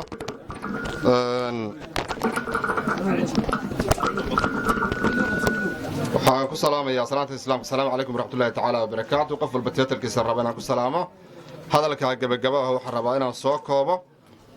marka koobaad waxaan rabnaa inaan alla subxaana wa tacaala u mahad celinno kulankan suukan keenay marka labaadna waxaan rabnaa inaan u mahad celinno isimadeenna dhaqanka oo hawshan ka soo shaqeeyey muddana gacanta soo hayey in ilaahay iyagana uu ku barakeeyo ilaahay waxaa weeye cimri dheer iyo caafimaad uu siiyo inta dhakhtarka ku maqan ee xanuunsanaysana ilaahay uu soo caafiyo inta inoo caafimaad qabtana ilaahay caafimaadka uu siyaadiyo haddii aan intaa ka gudbo waxaan rabaa in aan hal fariin faro bulshada gobolladan solsanaag cayn iyo doollo oo ah isimadu in ay yihiin marjicii ugu sarreeyey ummadda soomaaliyeed meel kastay joogto inay ixtiraam iyo qadarin ay mudan yihiin maantana hawsheenni ay sidaa uga shaqaynayaan oo waxaa weeye iyagu ay halkaas soo gaadhsiiyeen in la ixtiraamo in aan waxaa weeye la dacaayadayn in waxaa weeye loo duceeyo in la maqlo taasaan soo jeedinaya iyadana marka labaad waxaan rabaa inaan u mahad celiyo reer quraacdhallaan khaasatan beesha cigaal naaleeye axmed waxaan u malaynayaa dee nugaal baa laga yimi cigaal naaleeye unbaa laleeyahay waa cigaal naaleeye axmed garaad marka qoladiina nugaaleed haddii aad naaleeye axmedkii xaggaa taqaaniye xaggana naaleeye axmed baa jira intaa haddii taana aan kaga baxo waxaan rabaa in aan si gaar ugu mahad celiyo una duceeyo oo alla khayr ha siiyo hana barakeeye beesha khaasatan reer cigaal naaleeye oo midnimo iyo iskuduubni muujisay oo waxa kan la yidhaahdo annaga waxaan joognay xafiis maamul dadku iska burburay cuqaal badan baa la samaystay kadin jeexan iyo neef bay iska noqotay marka cigaal naaleeye way ka urursan yihiin deegaanada gobolka cayn bulshadeeda hal caaqil bay leeyihiin saaxiibkay maxamed ismaaciil gurux oo aannu reer cuqaaleedna ka soo wada jeedno waxaan u dardaarmayaa iskuduubnidaas wuuna idinku filan yahaye inaad isaga taageertaan iskuna raacsataanna waa soo jeedin lahaa intaa haddii aan ka soo gudbo waxaan soo jeedi lahaa nabadda in la ilaaliyo wada noolaanshaha bulshadana la ilaaliyo halkan reeraynu deris ka nahay waxaa iyagu walaalaheen nabadda in lagu fara adeego wixii ka soo kordha ee aad dareentaana dawlad baad hoos joogtaan dawladda deegaanka la yidhaahdo soomaalida oo waxaa weeye hadda si fiican ugu shaqaynaysee dhulbaahantuhu dawlad yaqaan ma aha in ribood laydinka helo markii aad waxyaalo colaadda ku saabsan aad heshaan dawladnimada aad u gudbisaan guud ahaan dadka deegaanka waxaan farayaa isku duubni waxaan farayaa waxa kale la yidhaahdo inay isku tashadaan colaaddu inay halkaa inagaga hadho horumarka iyo isku tiirsanaanta iyo waxaa weeye geedi socodkana waxaa weeye horumarka in loo dhaqaaqo waxaan ku soo koobayaa hal qodob oo ah qurba joogtu waxaa weeye waxaa lagu naanaysi jiray inay kicinta beelaha ka shaqeeyaane meelay joogaanba inay ka shaqeeyaan nabadda iyo wada tashiga sidaa hadda ay farriimaha u soo dirayaan cabdirasaaq maxamed saleebaan dhagafiiqu inoo sheegayey oo uu qurba joogta ka mid yahay isaguna in ay ka shaqeeyaan nabadda iyo xasilloonida iyo horumarinta iyo waxbarashada deegaanka colaaddii iyo ka shaqaynteeda iyo kicinta beelahana halkaa lagu ilaawo waxaa weeye waxaana farayaa wax kale noo yaqaano midnimo ilaahay reer qurcadhalaan roob ha siiyo ilaahay reer qurcadhalaan ha barakeeyo ilaahay waxay tabayaanba ha u soo dedejiyo asalaamu calaykum waraxmatullahi tacaala wabarakaatu awalan ilaahay baa mahadle subxaana wa tacaala isugu keenkeenay xafladdan quruxda badan ay noo soo agaasimeen dadkeennii iyo hablaheennii ilaahay waa kuu mahad celinaynaa mahadda labaad reer qurcadhalaan oo ay u horeeyaan hablaha yaga sharafta badan iyo cuqaasha iyo waxgaradka iyo aqoon-yahanka iyo dhallinyarada idinkuna waa mahadsantihiin waa idinku diirsannay runtii sharafta idinka muuqata iyo soo dhowaynta tolkiina aad u samayseen iyo waxgaradkiinni iyo isimadiinnii iyo iskuduubnaantiinna iyo waxyaalahan fardahaas oo sii dabargo'aya oo maanta qoladan reer nugaaleedoo fardaha inta badan noogu faanayay oo farduhu xaggan waynagaga badan yihiin waxaanu ku nidhi cabdisalaam fardo badan bale kuwaasoo kale miyaad leedihiin baanu ku nidhi aad iyo aad baad u mahadsan tihiin waa idiin ducaynaynaa waxaan idinku ducaynaynaa ilaahay inuu idin barakeeyo deegaanka roob khayr qaba oo degdega oo ina deeqa ilaahay inuu ina siiyo wixii xanuunsanayana ilaahay subxaana wa tacaala inuu caafiyo wixii xidhan oo raggaynu garanayno oo jaamac iyo ay ku jiraan ilaahay inuu soo daayo ilaahayow soo daa ilaahow soo daa weliba farriin waxaan u faraynaa dadka haysta ee gacanta ku haya walaalayaalo waxaan idinka codsanaynaa inaad u naxariisataan dadkaas maaragtay maxaabiista ah waan ognahay xukunkoodii inuu dhammaaday oo ilaahay subxana wa taala aad u qabtaan oo waxaan leenahay haddaad dadkaas iska sii daysaan carruurtoodii iyo haweenkoodii iyo dadkoodii waa doonayaan waa u ooyayaane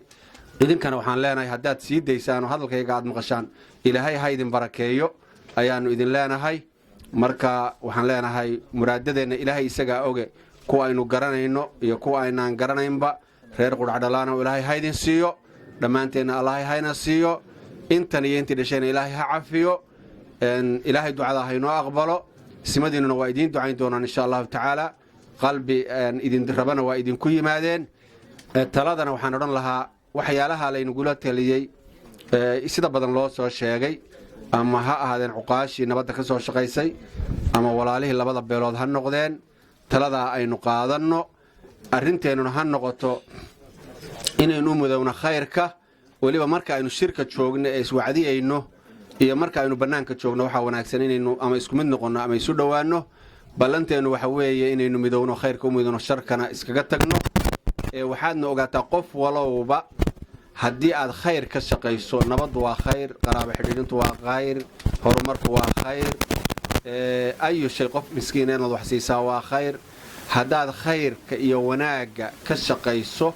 marka la wada joogo iyo marka la wada maqan yahayba ilaahay subxaana wa tacaala bangigiisa wax wanaagsan baad dhigatay haddaad shar ka shaqayso oo ka shaqayso nabadgelyada inaad xumayso oo ka shaqayso inaad dad xasido oo dad ka shaqayso in dad wax la yeelo waxaad ogaataa inaad dhigatay bangigaaga inaad dhigatay shar marka waxaan leenahay qofowna qof ha u danayn adigu danayso adduunkana si cisi iyo wanaag iyo sharaf iyo in dadku ku jeclaadaa ku noolow aakhiro markaad tagtana waxaad tacbataa inaad janno gasho intaa haddii aad yeeshay waad guulaysatay waddadan kale haddii aad qaadana shayddaan baad raacday aad iyo aad baad u mahadsan tihiin khayr baan idinkaga tegaynaa asalaamu calaykum waraxmatullahi dhammaan dadka xafladdan jooga maanta isimada cuqaasha culimmada codkarka haweenka dhallinyarada saxaafadda dhammaantiin wadin salaamaya assalaamu calaykum waraxmatullaahi wabarakaatu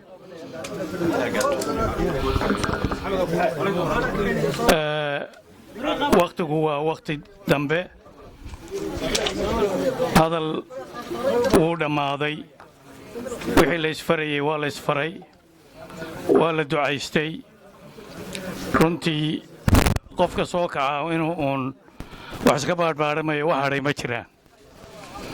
dhowr iyo 10 madalood iyo meelood iyo xafladood oo kuwan oo kale ah ayaannu soo marnay waxa ugu weynaa 2 arrimood mid waa nabaddii labada beelood labadii beelood waa heshiiyeen iyagaa iskoodu heshiiyey inoo hawl yareeyey waana loogu duceeyey ilaahay waxaynu ka baryaynaa in heshiiskaasi uu taabo galo inteenna kalena heshiis baynu ahayn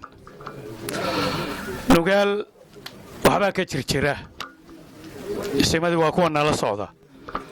annagana insha allaahu ilaa nugaal baannu soconaynaa meesha ugu dambaysa si dhulbahante aannu u heshiisiinno dhulbahante markuu heshiiyo tafaraaruqii iyo siyaasaddii iyo qoqobkii iyo dhibtii haysatay iyo dawlad la'aantii iyo talo la'aantii insha allahu inay ba'do ayaannu rajaynaynaa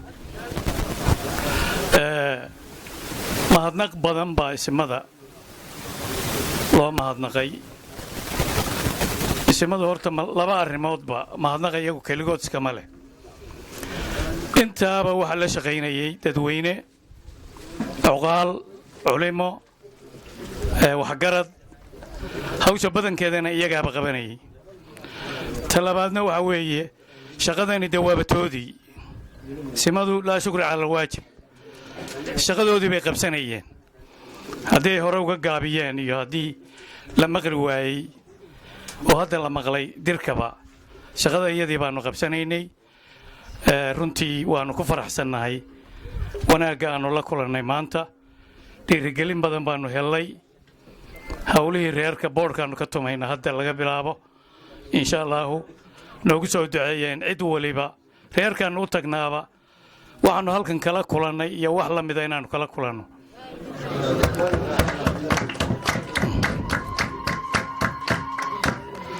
intii aannu soo dhaafnay saaxdheer ama saaxdheer laga bilaabo ilaa halkan tuuladii magaaladii aannu nimaadnaba waxaa nala socday halkan mooye dawlad degaankii oo wasiiro iyo la taliyayaal madaxweyne iyo guddoomiyihii gobolka doollo iyo guddoomiyihii degmada dannood iyo bookh iyo dad runtii fara badan baa nala socday oo dawladda ka tirsan waxaa loo ololeynayey cid waliba tuulooyinka qaar waxay doonayeen santar qaarna degmooyin bay doonayeen qaarna gobollayba doonayeen shalay isimadu way isu yimaadeen waxay idhahdeen balan ka warranno dadkii deegaamadii aynu soo marnay iyo tuulooyinkii isimada ninba waxbuu ku sheegay taasaa ugu fiicnayd taasaa gobol ku wanaagsan taasaa santar bay ku wacan tahay anigu waa aamusnaa meella maan odhan halkaa waxa la siiyo ama halkaasaa ku fiican maanta waxaan leeyahay qudhacdhallaan baa ugu fiican dhulka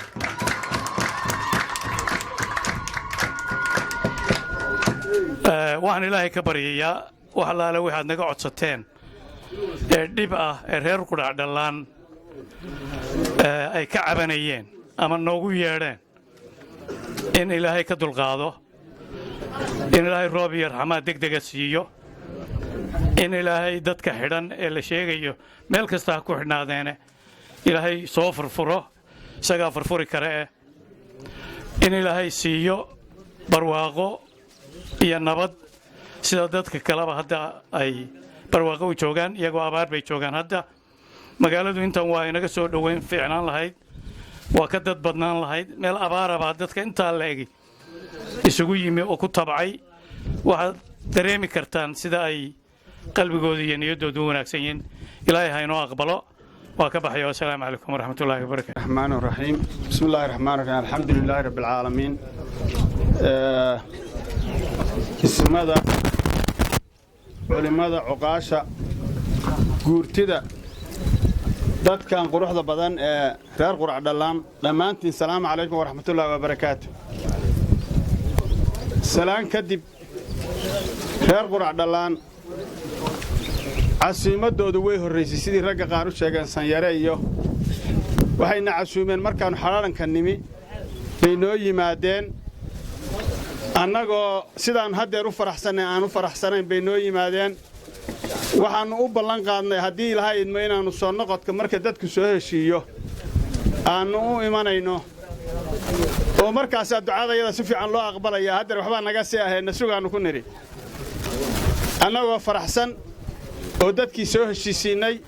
oo ay nala socdaan iyo idinkoo faraxsan baa ilaahay qadaray inaynu halka isugu nimaadno waana idiin ducaynaynaa ducadana waana laga aqbalayaa sidaan ilaahay ka rajaynayno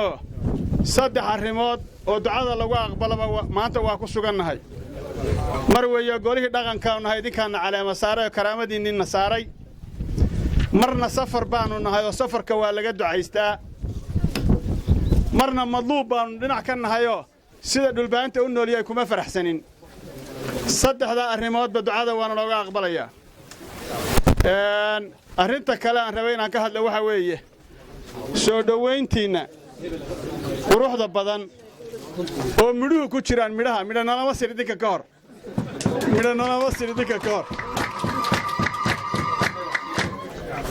garaa cabdirsaaq oo ag fadhiya uu arka ana aad u cunayo markaasuu war dadka waa qabtaana aad ha u cunin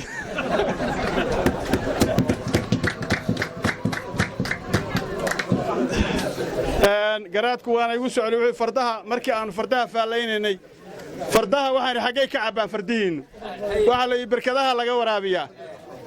faras la waraabinayo dadku u soo dhowaanaya ma faras baa baan ku niri waa inuu kala cabbaa aan dadka intuu iska eego ay dadku ay u jiraan wax aad u fog markaasuu cabbi karaya laakiin haddaad biyo u shubtid sidii dameerkaad biyo u shubto u cabbo oo isagu cabbo shimbirtaa ka duulaysa shimbirta ayaa ka duulaysa farasku waa inuu feeyig yahayo waxaa laga yaabaa inaynu xuduntii fardaha iyo tale waxaanu tegi doonnaa xudun sida qorshuhu yahay haddii ilaha idmo markaas baanu ka wada hadli doonnaa fardaha haddii ilaha idmo midda kale nimanaannu kaftamanay oo halkan fadhiyo oo garajaama gara ismaaciil iyo ugaas cabdulaahi ugaas maxamuud ugaas cabdulaahi adiga hawd lagaama yaqaan bay daba joogeen reer qurac dhallaan cumar wacays oo fara badan sekadaasoo dhan waa cumar wacays sow runtay ma aha iyaguna halkaa igaga hadheen waa ducaynaynaa waxaanu leenahay allaha idin barakeeyo reer qurac dhallaan allaha barakeeyo keliya laab baannu u ducaynaynaa ilaahay roob ha idin siiyo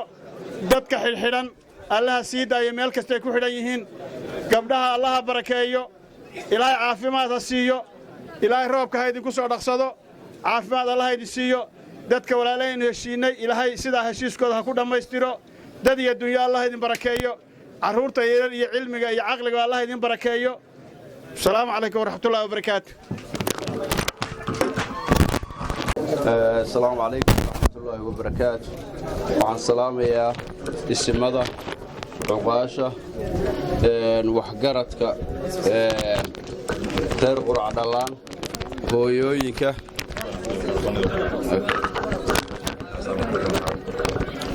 iyo hooyooyinka iyo gabdhahaba waan islaamayaa asalaamu calaykum waraxmatullaahi wabarakaatu wax hadalah oo haray ma jiro wixii la odhan lahaaba odayaashii horaa yidhi waxaa weeyaan waxaan idinka mahad celinaynaa sida quruxda badan ee aad noo soo dhowayseen runtii waxa weeyaan deegaanno fara badan baa nalagu soo dhoweeyey midba waxbaa saa'id ku ahaa kollay tanaa maanta ugu dambaysayoo wax badan bay kaga duwan tahay kuwii hore sidii raggii horeba sheegay 2 faras waannu soo aragnay 3 waannu soo aragnay laakiin 4 faras baannu halka ugu nimi waxaannu kale ugu nimi miraannu ugu nimi deegaannadii hore aannu soo marannay hooyooyinka iyo gabdhaha waxa weeyaan meel qorraxoo dambey taagnaan jireen laakiin maanta waxa weeyaan meel harlay fadhiyaanoo safka hore ah waxa weeya waxaan malaynayaa waa dimuqraadiyadda kolley deegaannadan inta ka soo gaartay waxaan malaynayaa reer qurcadhalaan baa ka jira waa maasha allah waxa weeyaan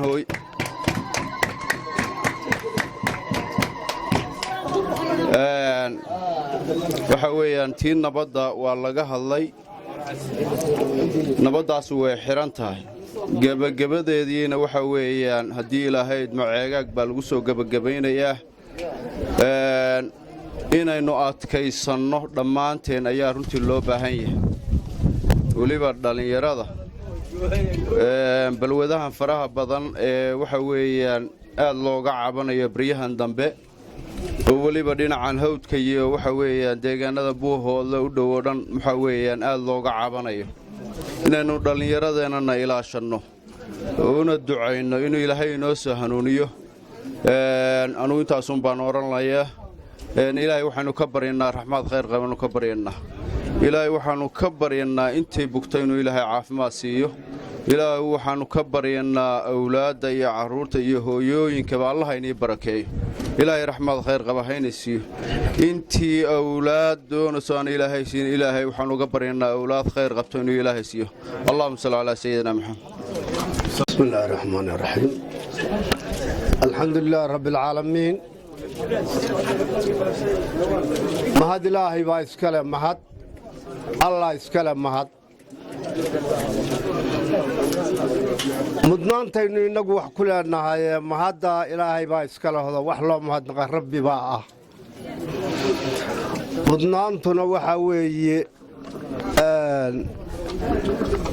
ergooyinka maanta aan ognahay waxa ay soo dhex mareen iyo waxa ay ka soo shaqeeyeen mudnaan bayni ka mudan yihiin reer qudhacdhallaan iyo reer hawdba haddaad tihiin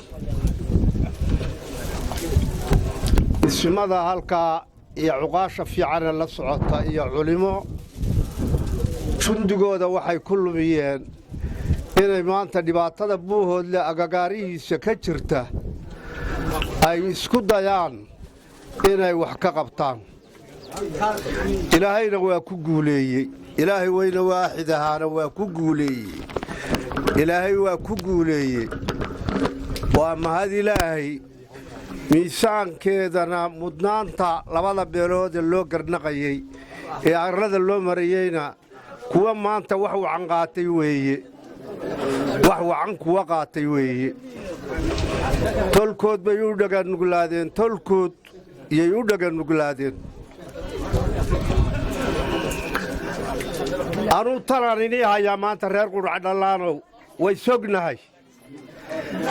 balli reer maxamed qudhacdhallaan laanmasley geelku sooran afartiinnuba xafladdan reer baa dhigay waa reer mahadsano aad buu mahadsan yahay laakiin afartiinnaba alla bari baan isugu kiindar xafladdan reer cigaalnaallayaa iskale way mahadsan yihiin allaha sharfo على سيد المرسلين نبينا محمد وعلى آله وصحبه وسلم أولا halkan waxaan ka salaamayaa ugu horeyn salaadiinta sharafta badan ee garaadada iyo ugaasida isugu jira suldaanka cuqaasha iyo guurtida haweenka dhallinyarada iyo saxaafadda iyo dhammaan santarka quracdhalaan sida ee aad noo soo dhowayseen ee qiimaha leh ee sharafta leh ee tolliimada ah aad iyo aad baan idinka mahadcelinaad baannu idinku mahadnaqaynaa sida fiican aad noo soo dhowayseen run ahaantii waxaannu soo marnay deegaamo fara badan sidaad og tihiinba waxaannu ku jirnay socdaal dheer socdaalkaasi wuxuu ahaa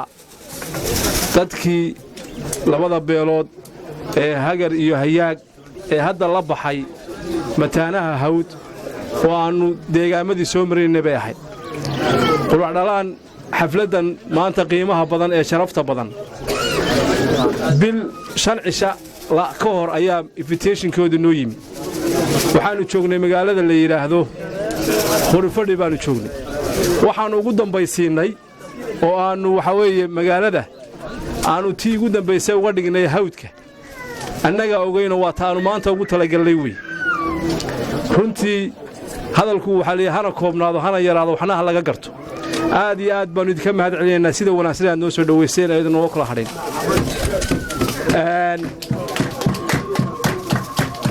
intaa haddii aan ka gudbo halkan kaftan fara badan baa ka dhacay mikrofoonku de waxbaa ka yara siiya kaftan fara badan baa ka dhacay runtii salaadiina way taagan tahay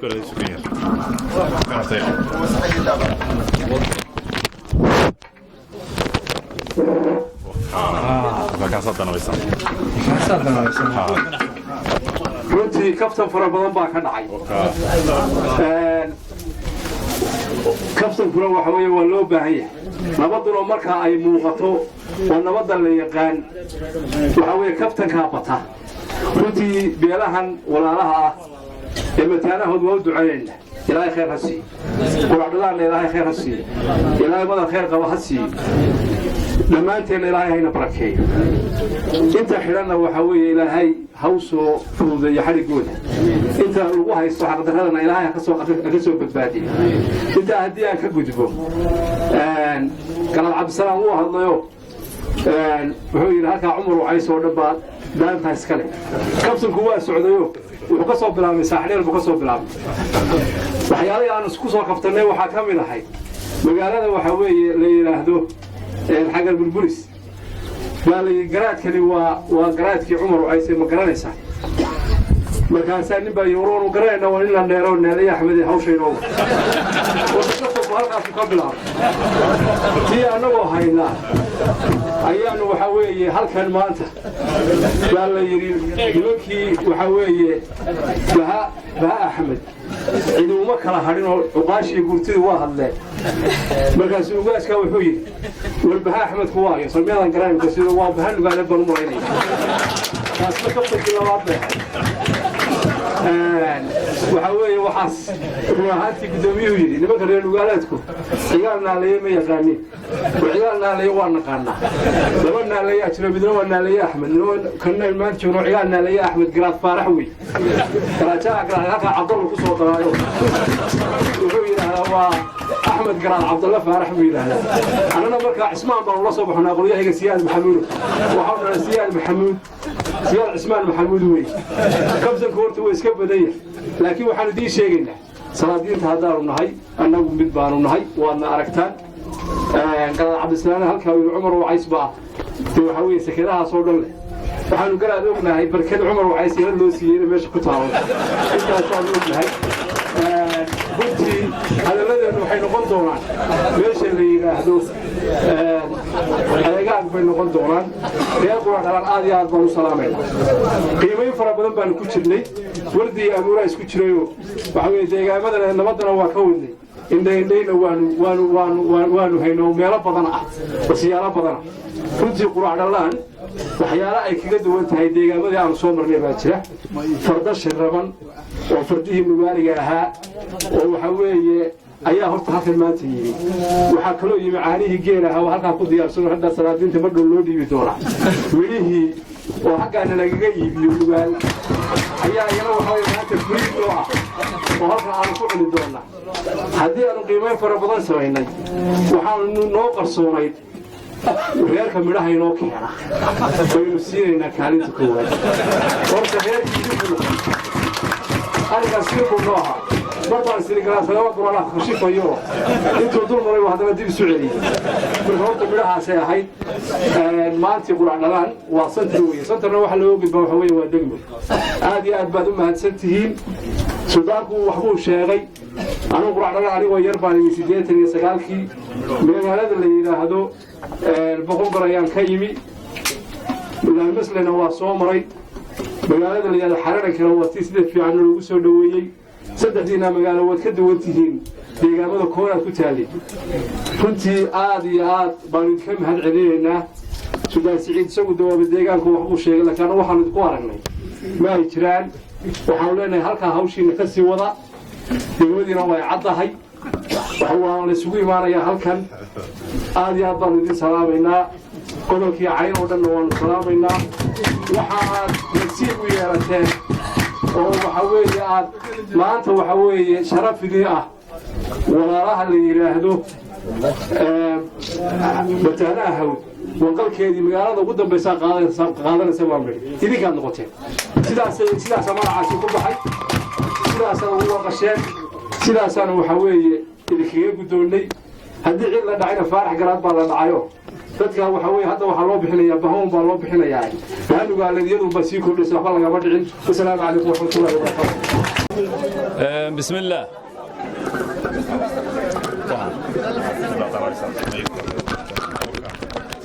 وبه نستعين على أمور الدنيا والدين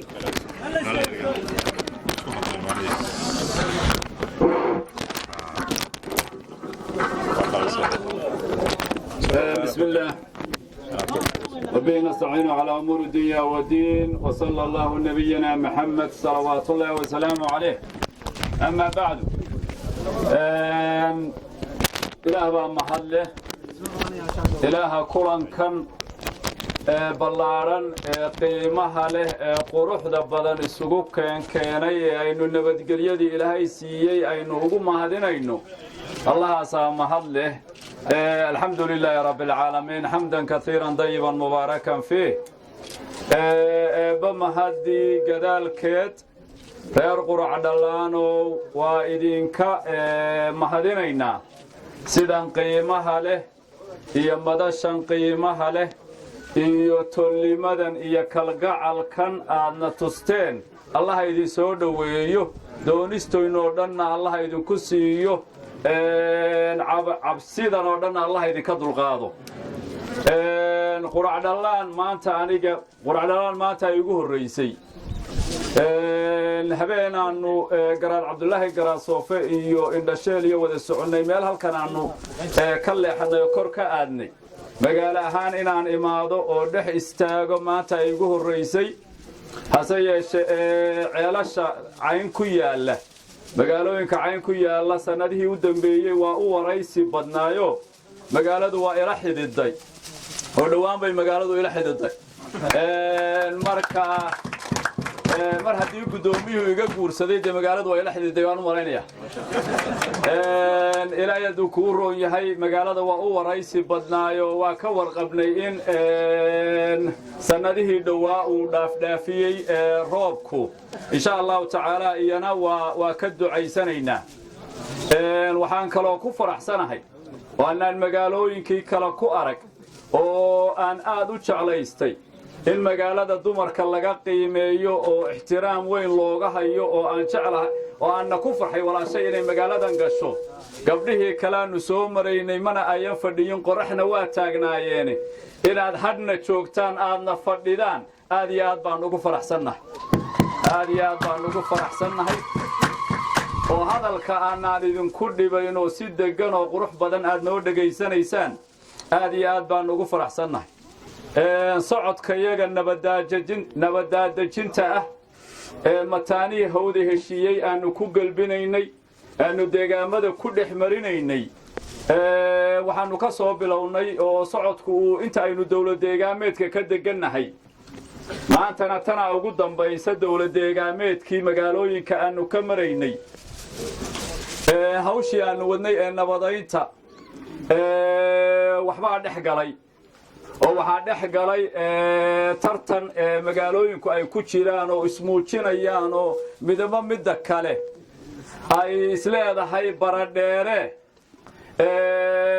waxaan u malaynayaa maanta waad soo afmeerteen hawshaa waad soo afmeerteen oo waxyaabo badan oo magaalooyinku oo taa gabdhuhu ay ku jiraan oo ilaahay hadduu kuu roon yahay farshaxanimada kale ee magaalooyinka kale ay gafeen ee midhaha leh ee caanaha leh ee ilaahay hadduu kuu roon yahay madashan quruxda badan leh madaxdii dowladdeegaameedka inaannu soo kaxaynay ahayd madaxdii dowladdeegaameedka laakiinse annagaa idinka gaadhsiin doonna meel saraad kaga jirtaan tartanka hadday qayb ka ahayd hawshiinnan meel saraad kaga jirtaan ma aydaan ka soo soko dhicin insha allahu tacaala hawshan nabadaynta faa'iidooyinka laga helay waxaa koow ka ah isbarasho in aad la isweji iyo weer barto inaad isimadiinna barataan inay iyana idin bartaan oo dalka iyo deegaanka bartaan